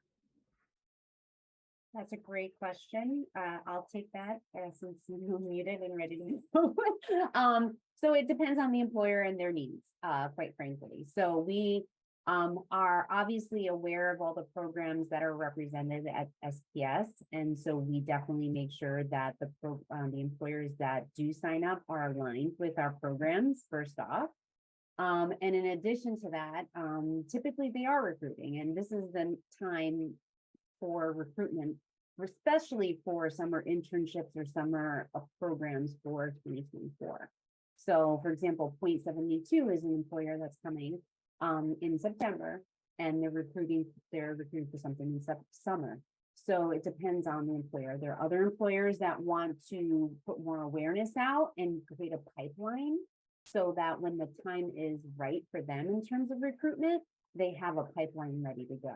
So these are questions that you can certainly have. This is a conversation that you can have with the employer. Be like, what are your recruiting opportunities now? Obviously, ahead of time, when we're going to go through it in our presentation, the research that you do ahead of time is crucial, because that is one, makes you stand out, and then also you're able to be effective with your communication with that employer. Instead of saying, hey, what jobs do you have over here? You can actually say, hey, I look on the website, I noticed that there's an opportunity in the blank department. Do you have any more insight on that? So it really, your question is what intentions of the employer is twofold for recruiting, but there will be employers for awareness to build up for the recruiting. So there will be recruiting opportunities.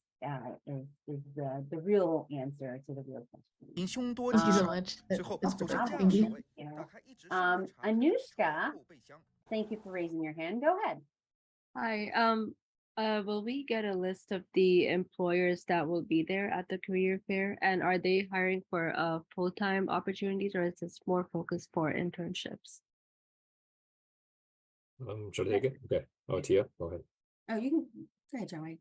Okay. Hi, Anushka. Yeah, so it's gonna be it's a career and internship fair, so they're gonna be hiring for both full-time roles and internships.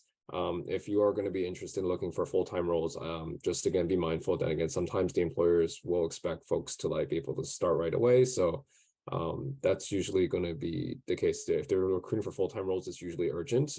If not, I would say, again, it's always a good time to, again, when you get FaceTime with the employer, to ask them what their recruiting timeline looks like. So even if you aren't able to, again, start working full-time right away, you'll get a good sense of, again, when they do start recruiting for more full-time roles in the future. But yes, you will be able to see a full list of all the employers when you register for the fair. I don't think registration is open yet for students, right? So you'll get an announcement from either myself, Kat, or Tia when that registration goes live, and then you'll be able to see the full list of employers who will be attending that day. Does that help? All right. And just to also share, for those of you who, if anyone is in the call and your last semester is fall semester, then you are in perfect timing alignment for opportunities for full-time. So do come to the fair with that in mind. Just take full advantage. So if there is anyone on the call who your last semester is the fall semester, you are in, perfect timing for full-time opportunities. Kung Lang, thank you you have a question? Hello, thank you. I'm a new student and I want to know what kind of job opportunity or internship opportunity will be present in the career fair. Like, well, maybe some of them. How many of them will be like data analyst internship or data scientist internship? How many percentile of this them will be? Thank you. Yes, thank you for your question. That's a great question. The beauty of being an applied analytics student is that there's many different opportunities that you could apply for or be qualified for, whether internship or full-time, and whether it's a data scientist listed as a data scientist, data analyst, business analyst. There's various different opportunities and roles, and the names of the roles are going to vary. But as you look at those job descriptions, you're going to see that some of those job descriptions may align with exactly what you want to do next, or may just be of interest. So I encourage you to not so much just look at opportunities that are listed as data scientists, analysts, or things that are just what dare I say would be the norm for you to look at it as at opportunities, especially at a fair, because some organizations don't have the traditional titles, especially for those of you who are looking for those data roles. They may have, it may be a different industry, so it's not a tech company, it's not consulting, it's not, it's a fair. So there's going to be a lot of different organizations that cross sector. So I just want you to go into it with an open mind and think about, okay, what does this company do? Look at their mission, look at their vision when you're doing your research.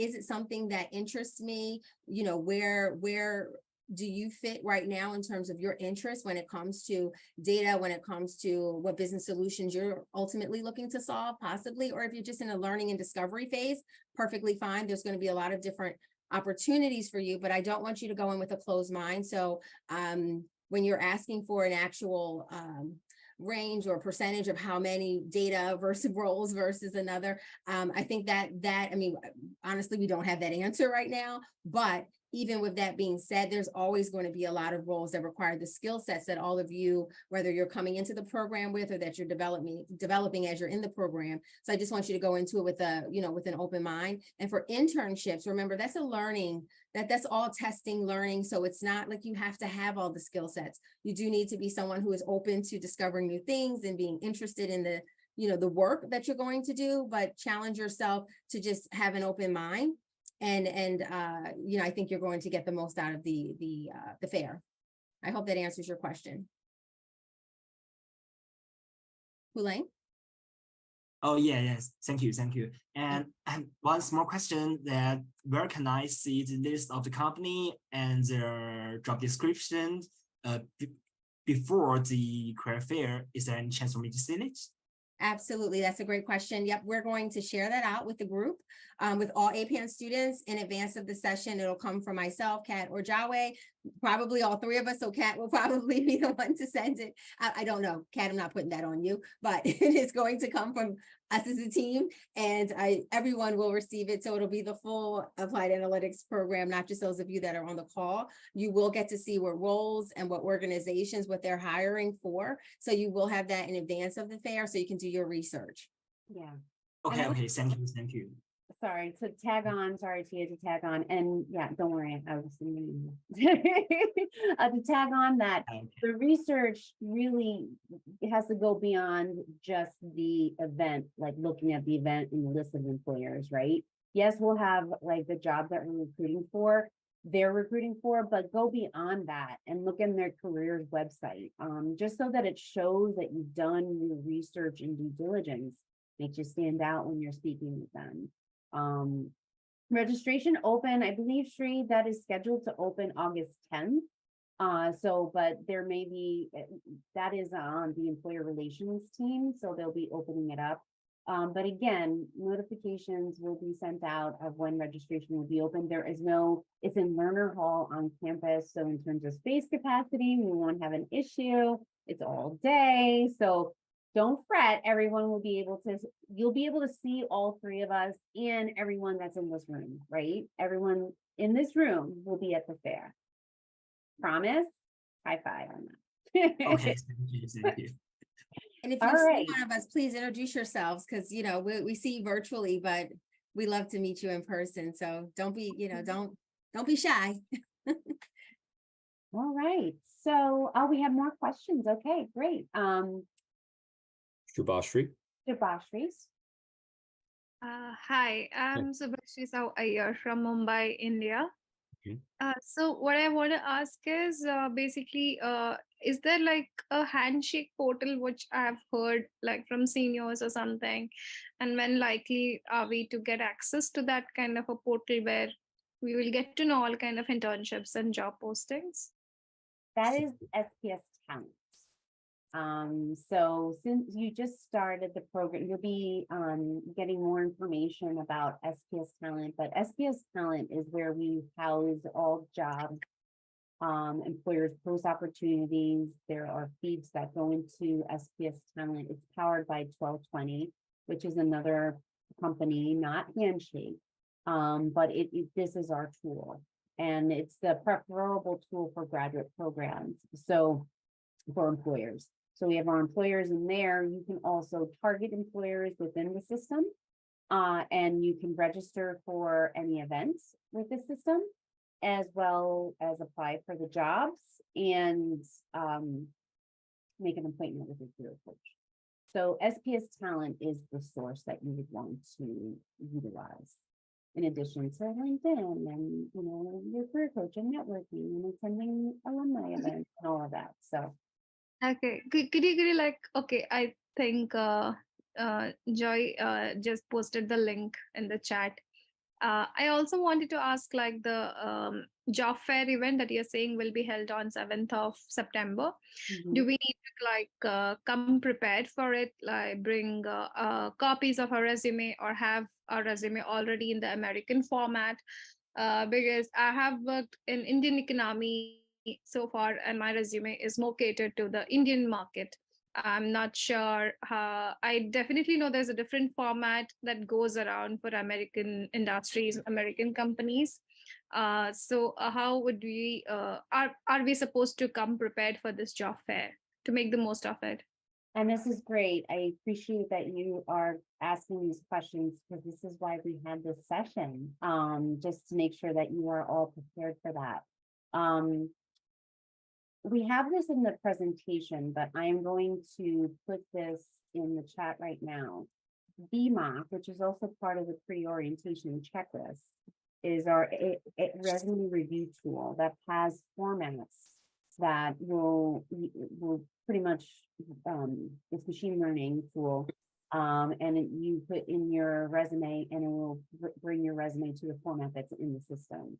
And it will review your resume line by line, providing detailed feedback. So all new students are required to use VMOC in the pre-orientation checklist, even before you meet with a career coach. That way it's already formatted, gone through the process, and having a career coach take a look at it. So with that being said, use VMOC, as well as come to book an appointment with your career coach. We do have a drop-in session that's going to be before the career fair. of the week of. That's already in SPS Talent as well as an event. So register for that. And so there's going to be ways of you to prepare your resume and materials. And also we have a presentation right now that we'll go through of, more details of how to prepare for the fair so that you're ready to go from day one. And that's why we scheduled this in August, so that you really are, when you land, you're ready to go. And so I appreciate your commitment for tuning in from home in India. So great work. So we'll make sure that you're ready to, everyone here is prepared for September 7th.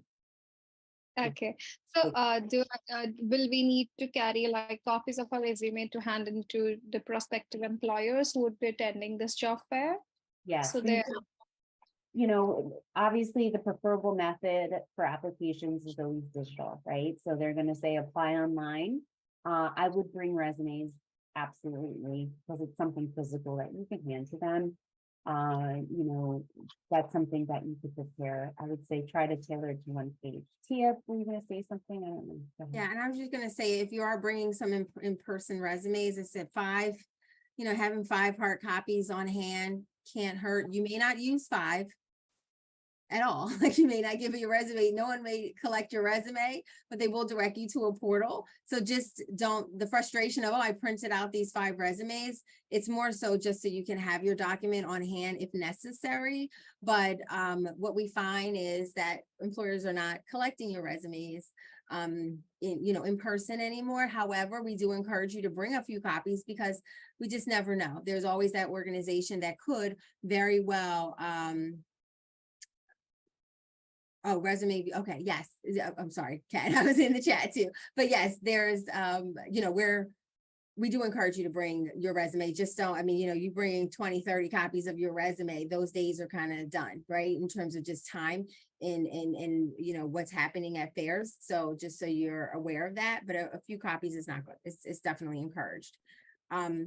With that being said, I think it's great time to just kind of jump into our presentation here.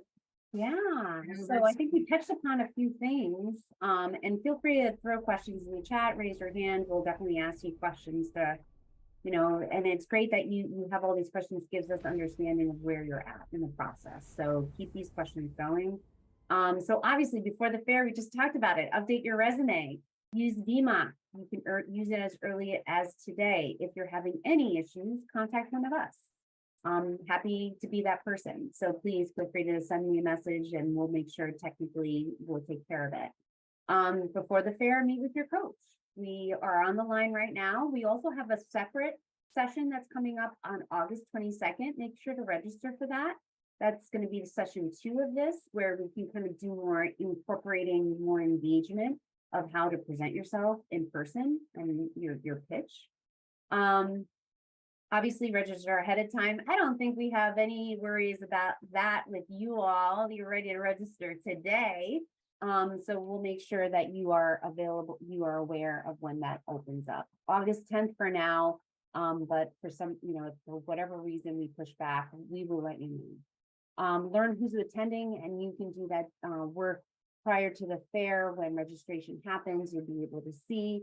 The CDL will also be sending information out about the employers. So just know that we will prepare you in that sense, but it's your job to go directly to the company's website, especially the ones that you're not really sure about, to learn about, because there's something on there that you can learn and bring to the conversation, and again, make you stand out. Create your short list of employers, because we only have a certain amount of time. You want to make sure that you tap into the right ones. And certainly your research, like I mentioned before, go beyond. You can even go into the reports if you want to go into that detail to see how the organization's doing. Certainly, I would just definitely go to their career page to get a gauge of what they recruit for, what programs they have.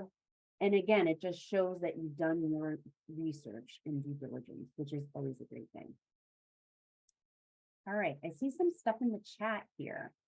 And I see Jawei's answering a few things. Is there a deadline for VMAP? I believe it's in your pre-orientation. Yeah, So you are, I believe you're allowed to get 10 free reviews per, you can use it whenever you want. Just again, it is doing a VMOC review is part of the checklist. And if we're talking deadline, yeah, it would just be whenever the deadline of the checklist being due. Great. And to answer the question in the chat about the list of employers, again, for the short list of employers, every student at SPS will be getting a list of employers attending the fair. We just have to wait to release that information. So understand that you'll have time before the fair to do your research so that you can create that short list. So yes, all students will be aware, and also what jobs they're recruiting for. All right. Next slide. Jawed, this is yours. So I always think research is a very important part before going to any events. So it's generally, I guess, like common knowledge that the more you know, right, the more you're going to stand out when you're talking to a recruiter. So it's always in your best interest right now to get a good sense of, again, which companies are going to be there, which ones you want to talk to for sure, which ones you want to talk to like as well, like on the side. But the more you can know about the company, the more you know about their roles. Specifically, if you can ask them questions about specific roles and specific things that the companies are doing, it's a very good look for you, right? It shows that, again, you came very prepared to have a conversation with the recruiter. Usually at these events, I always think it's a good idea for the students to initiate the conversation. So having information about the company in advance when you initiate that conversation is going to be a very good first impression that you'll make with the recruiter. So, instead of, again, asking them questions is important, right? But you always want to kind of think about what you can offer as well. Most of you are now, all of you are in grad school now. And I believe some of you guys, again, may have even previous work experience before coming back here at SPS. So it's not necessarily, again, what they can offer you, but it's also, again, what you bring to the table. So make sure, again, you put emphasis on that. But other ways, again, to find information beyond just, again, what's on the website is you can probably see what the company is doing through their social media accounts, through any other web presence that they have, as well as any information about them that's publicly available through news outlets, right? So if you're applying to like a Fortune 100 company, right, guaranteed there's going to be like articles about what they're doing, innovations, good stuff. So read up on that before that. And generally, again, like know what the nature of the company is, right? Like you shouldn't be going up to a company and you don't even know what they do. So it's a good idea to, again, look into, again, what their nature of business is, if they have any products, what their company culture is like, as well as like what some of their clients and customer base looks like. Next slide. Yeah. So on the day of, being that this is a in-person fair, it's business formal is expected, right? Don't show up looking your best. It is definitely a good idea to try to leave a little bit earlier. I don't know how many of you guys are in New York City already, but public transportation in New York City isn't always the most reliable. So it's always good to show up on time. So leave early to account for any unexpected delays. Make sure you keep reasonable expectations and be ready to engage employers.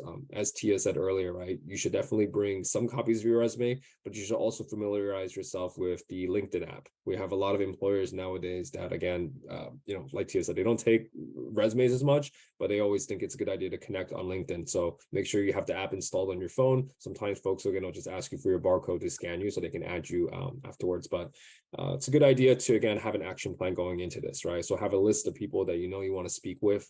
As like I always say, again, have like a list and a backup list, right? I don't call it the B list, it's a backup list. So when you walk in, like let's say again, if one table is like very, very crowded, right? Yeah, you should definitely maximize your time and not, again, just like wait in that line for 30 minutes while, again, there's no other lines at some of the other tables that you might want to speak with people as well. So one of the goals today is to make sure, again, that you have your pitch, your research, and your questions ready on deck. So again, like I said, you're going to be initiating a lot of this conversation. So make sure you have these 3 things ready going into any conversation.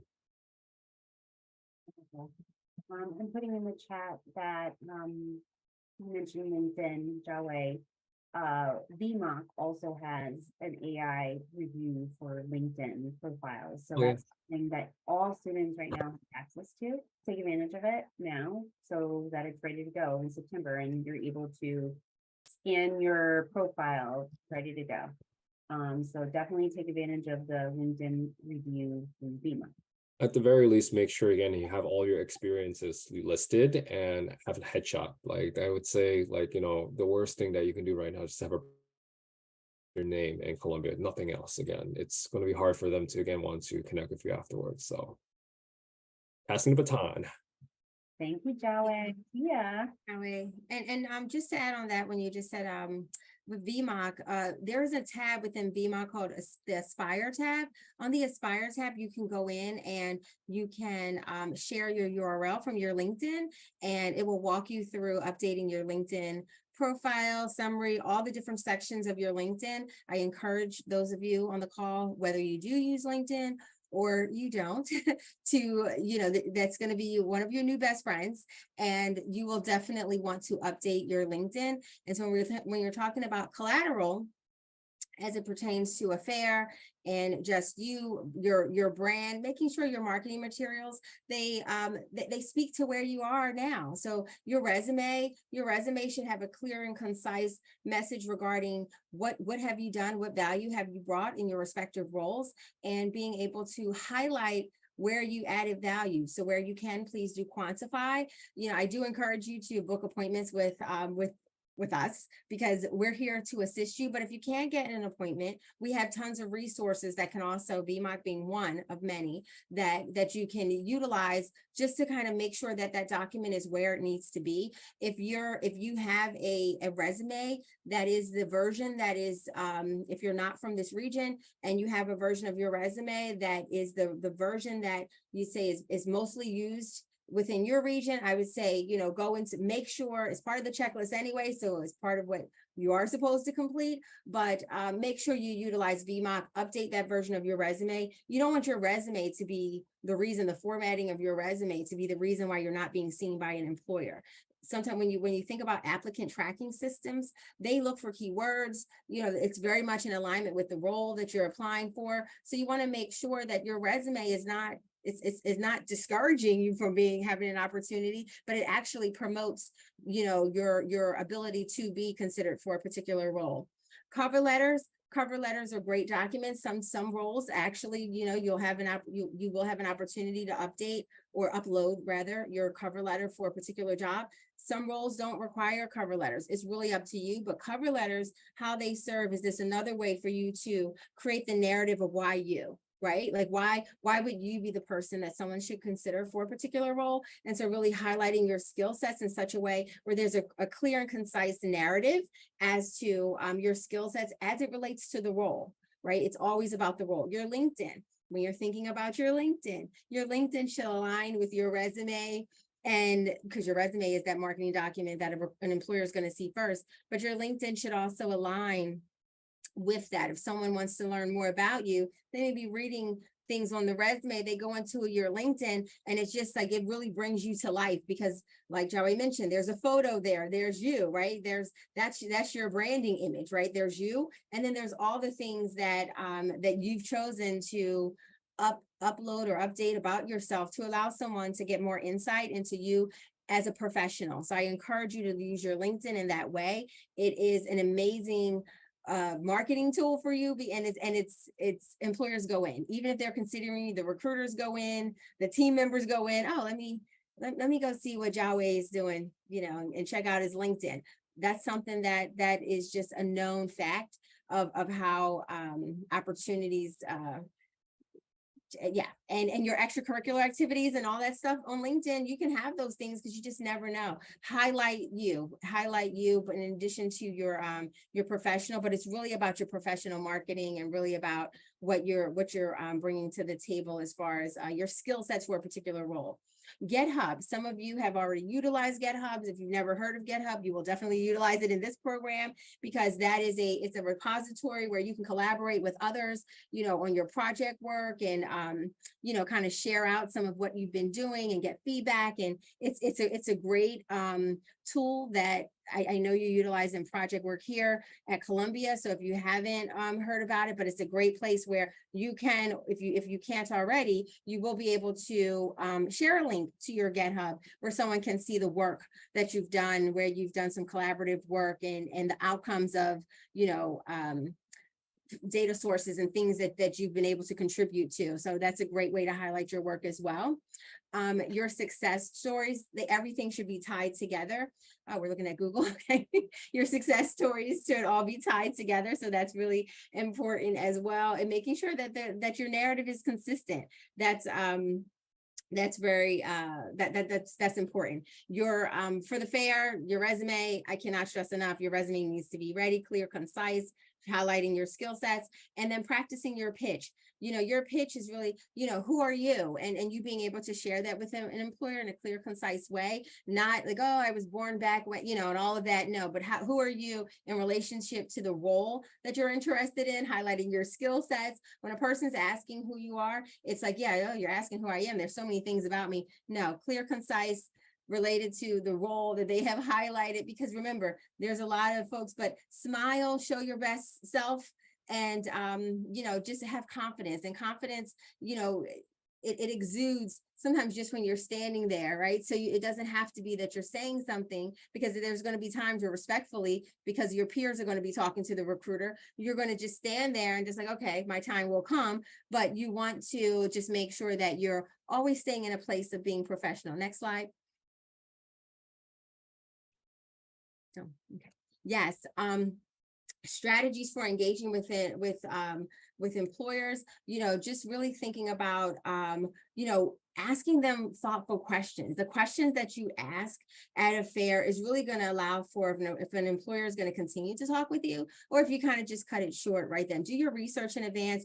Think about your questions. What am I going to ask? What is really important, for you to know, but then also about the process. There's things that you can learn online. Do not let the online questions that you can go to right directly to the website and get your answers. Don't let that be the questions that you ask at the fair. That's not going to help you stand out. That's really going to be like, well, of all the questions that you could have asked me in this moment, this is the one that you decided to ask. That's not, you can do that. I encourage you not to let's be thoughtful about questions and things that are going to help you in making a decision. While the employer is making a decision for you, you're also making a decision for the decision. I'm sorry, the employer is making a decision, but you're making a decision too. So the both of you, the more you know about the organization, it will allow you to have more insight as to, is this a company that's for me, at this time, in my career.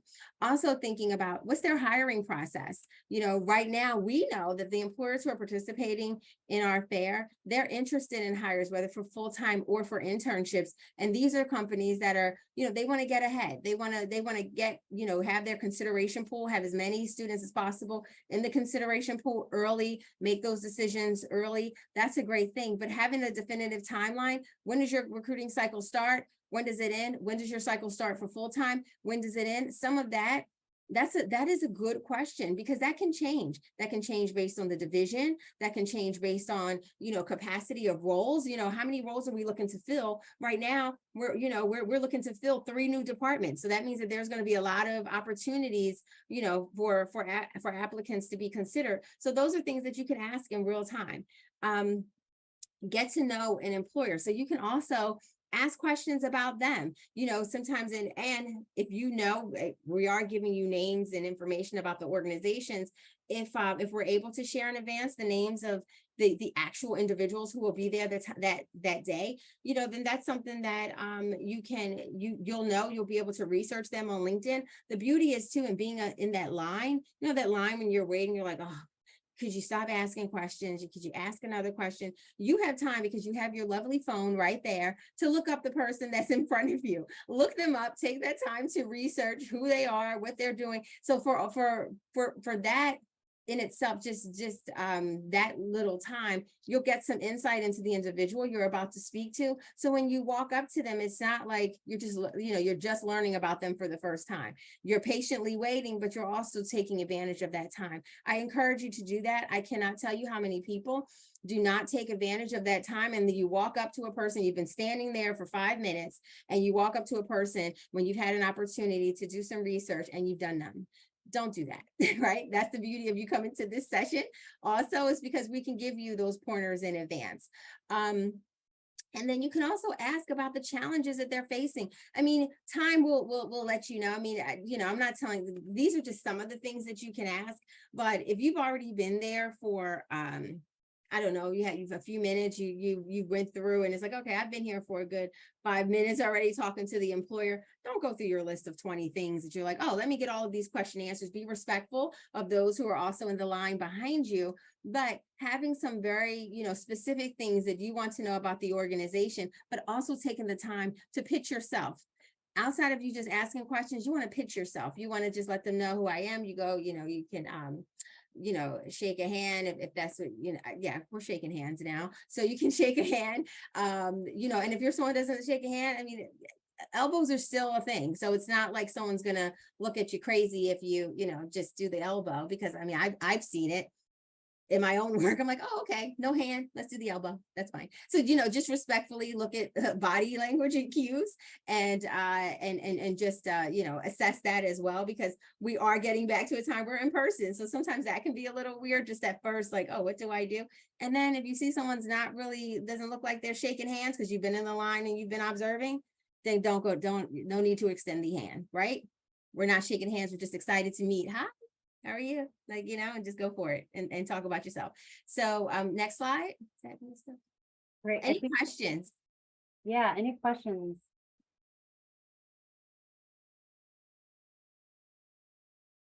Feel free to put them in the chat as they come up. So now we're going to talk about at the fair. This is Joey. Yep. Joey. Okay, so I guess one thing that's going to be common, or like, I guess, don't be surprised that this happens, is after you have a really good conversation with the person, right? That they tell you to go online and submit an application, basically. They tell you to go online and apply. The main thing being that the reason why they do this is they can't actually, again, just like, swoop you into the system. You actually have to formally apply in order to be considered as a candidate. So, but what I would say best practice is here is, again, it could be good if you maybe apply, if there are roles within the organization that are going to be in the fair, is to apply in advance before you get there. Or again, if you're just learning about the roles when you get there for the first time, to apply and then maybe connect with the recruiter on LinkedIn afterwards. That's why it's important, I would say, to try to take note of who you speak with. So if you bring like a little journal pad or something, right, just like write down all the people you talk to. Sometimes they'll give you business cards, sometimes they won't, sometimes they'll connect with you, sometimes they won't. But ultimate goal is, I would say, to try to obtain contact information. That'll be very helpful down the line. If you can get a recruiter's email, it'd be nice to be able to connect with them directly if you have any questions or if you want to follow up with your application. But I said this earlier again, but just make sure, again, you make the most of your time, right? The time at the fair is limited, and you just want to make sure that, again, that you're using your time smartly, that if, again, the line at a place you're at right now is very long, that you try to go to other places right now. And keep an open mind, I would say, if there are companies that weren't on your list, but if you walk by their table and there's no one there, it's always a good idea, I would say, to just always, again, pop by and talk to a recruiter. Getting FaceTime, I would say, is definitely harder these days than it was before in the past. So even if the company might not necessarily be advertising roles that might be, exactly aligned with what you want to do, chances are, again, someone on their team or someone within their company could have something. So it would not be a bad idea, again, just to have a conversation to see if you can get any referrals to anybody else within the organization. Yep. Okay. This is me. Thank you, Joey. Any questions about at the fair before we go after the fair? Okay. So after the fair, it's not over. You are continuing to keep yourself organized, throughout this whole process, from going to fairs, networking at events, going to an info session. You want to make sure you organize all of these touch points that you have with any sort of employer or hiring manager. So in this case, you want to create a document to track all of this. Include their info if you have them, their LinkedIn profile, notes. Another thing that Joey touched upon is if you got contact information, maybe write something about what you talked about, so that you can jog their memory. Just try to remember to do that right away, because it's easy to forget.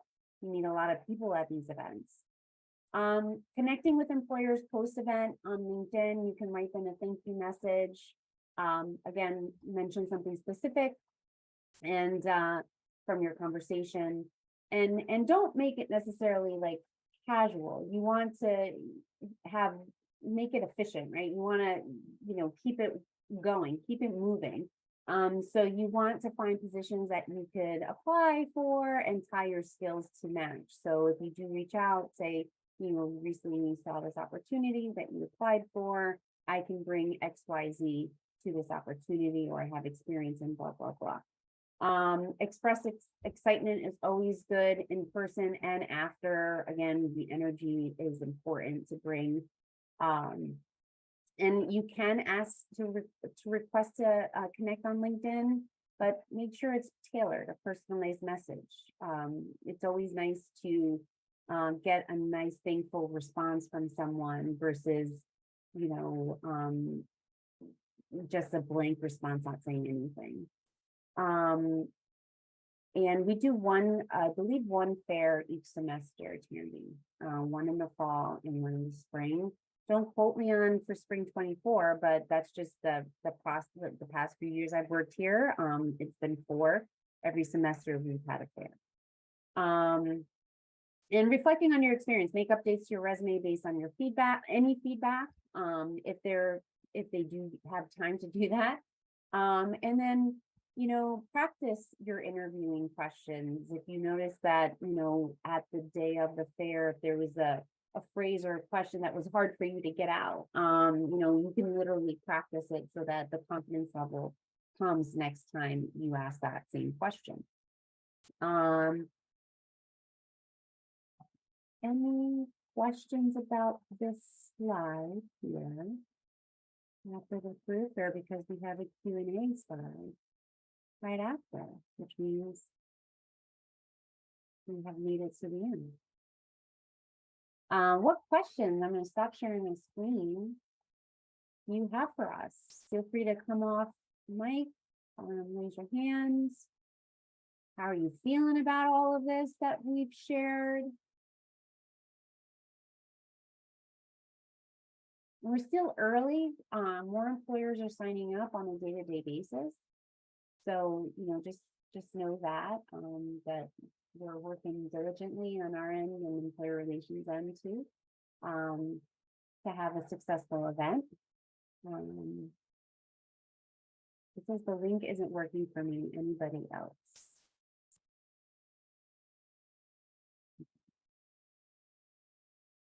Yes, and those who are, thank you, Shree, very much.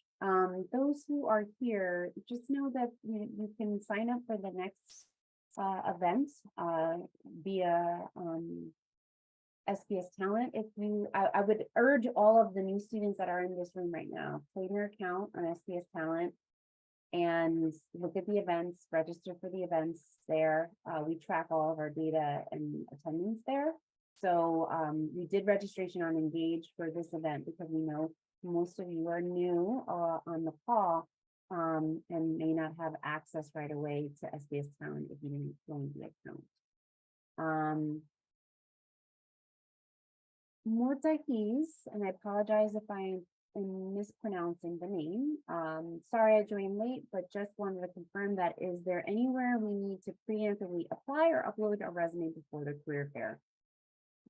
Great question. When students register for the fairs, typically on SPS Talent, students have to upload their resume when they register for the fair. So that is really all you'll have to do, besides the research ahead of time that you'll do on your own time.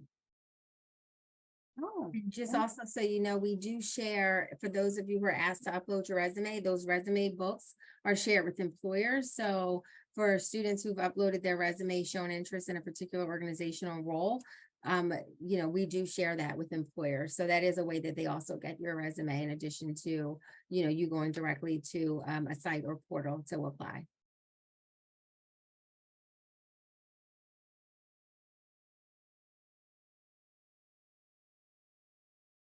Great. I do have a link to share, but questions before I find that link and share it. And we also encourage you to schedule an appointment with one of us in terms of your career coach. Go to SPS Talent, schedule appointments. Our appointments are open for the fall. So, feel free to go in there and start scheduling so that we do have an opportunity to meet with you if possible before the fair. We would love to meet with you. Thank you for joining us early and, getting ahead. We appreciate that. We appreciate your time. And we encourage you to schedule appointments to meet with us. And just so you know, for applied analytics students, us, the three of us, we host group coaching sessions throughout the semester, in addition to career coaching. And also we host employer info sessions with students in the applied analytics program. So just specifically for APM. So you'll be getting more notice of what employers, knock on wood, will be lined up for the fall.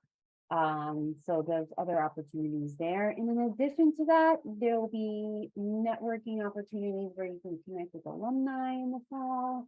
So there's so many options. So make sure you really participate and put yourself out there, but do it in a way where you're not going to not balance your life and wellness, right? Like you need to, you're a student, you have to, do courses in class, and it's rigorous, and you have to do on this. So pick and choose what works best for you. And again, work with your career coach to guide you through those moments. I did put it in the chat, just a survey. It's a short, quick survey. We want to make sure that, these sessions are worthwhile for all of you, and what we can do to make things better always as applied analytics students. I'm sure we want to make things better. So please, if you don't mind clicking on that, it's 3 questions, very short. It will help us. That would be great. And it's Oche. I hope I pronounce, or Och. Hi, I saw an event hosted by SBS during the summer in which students could get professional headshots. Would there be any such opportunity leading up to the fair? I don't believe we have anything set up for career headshots. Jolly, do you know? We have the open house scheduled for later in September. I believe like September 22nd is the date. Usually we have professional headshots done at the CDL open house event. So to answer your question, I'm not, I don't know if we're going to be doing any before the fair, but on that day, there should be a photographer who will be taking headshots. And quick tip about the headshot thing. I've never had a headshot, like a professional one, until like work, right? And actually Columbia, like I just had my headshot updated like in 15 years, just this past year. So just, everyone has an iPhone.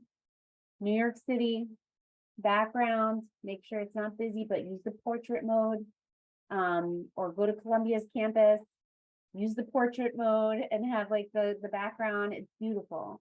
So if you can do that before headshots, that's a great alternative. I love that. SBS talent platform, if they have it on hand. So if you haven't claimed your account, you're going to want to do that first. And I'm going to drop the instructions in the chat. Yeah, it's if you scroll all the way to the top of the chat, it's there, but here's the link. So you wanna log in using make sure you log in, claim the account using your single sign-on. Oh, that's your Zoom. That's your Zoom link to you. I'm sorry. I didn't mean to do that. Need it. I'm deleting it for you. Drew would be like, hey, Tia, I have a question. I'm gonna come into your room. That is so funny that I just did that. I'm so sorry.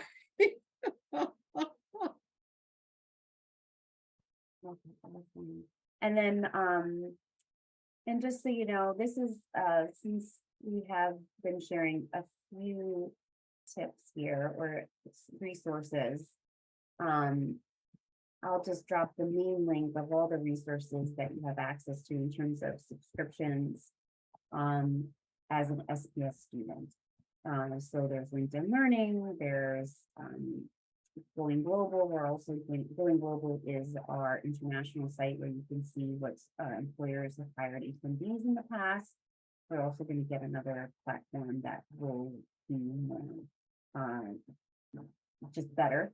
And so these are great tools that you'll hear from your coaches, but please go on and research them there's so many great options for you to, develop your professionalism by practicing interviewing on big interview, for example. So no, LinkedIn Premium is not available to all Columbia students, unfortunately. I'm afraid I would love that.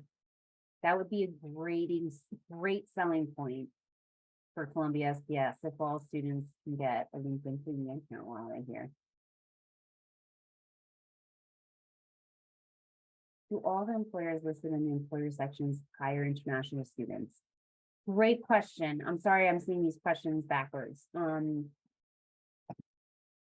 I would say you can filter out to see if I know on the profile there is like a question about that, but not all employers are required to answer that question. So with that being said, there's always tools behind that, and going global is one tool that is on that premium subscription link that I sent, that you can type in the employer's name to see what roles they have hired in the past for H-1Bs. And if no roles appear, then that's a telling sign that it's not H-1, they are not those international students. So we do have domestic students too. So we have kind of the gamut of all employers. But if you haven't heard about this already, please do this.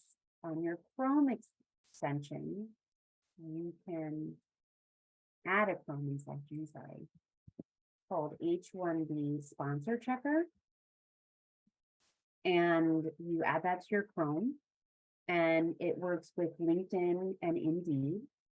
And what's great about it is it will tell you if the organization has hired H-1Bs in the past. So I'm just sharing you the screen of where you download the extension. But these are screenshots of what it would look like. So you can see that Grubhub, for example, has hired H-1Bs. This is a great tool to utilize so that you can focus on, those companies in particular, if you are an international student. And this also works with Indeed.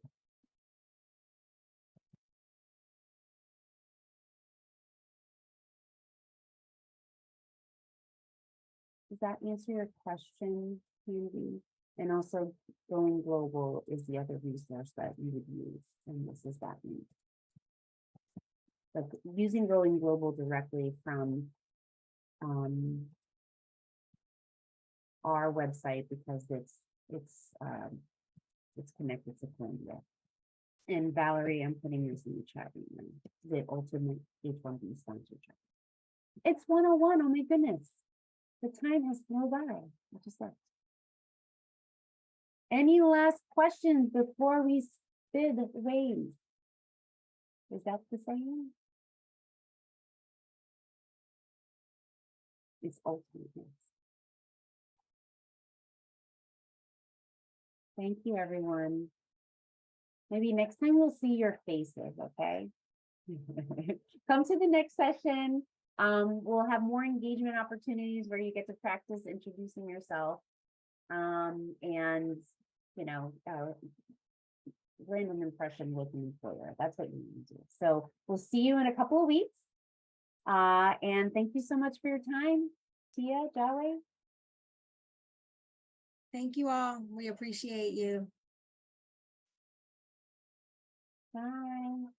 Feel free to log on. I always like seeing everyone know.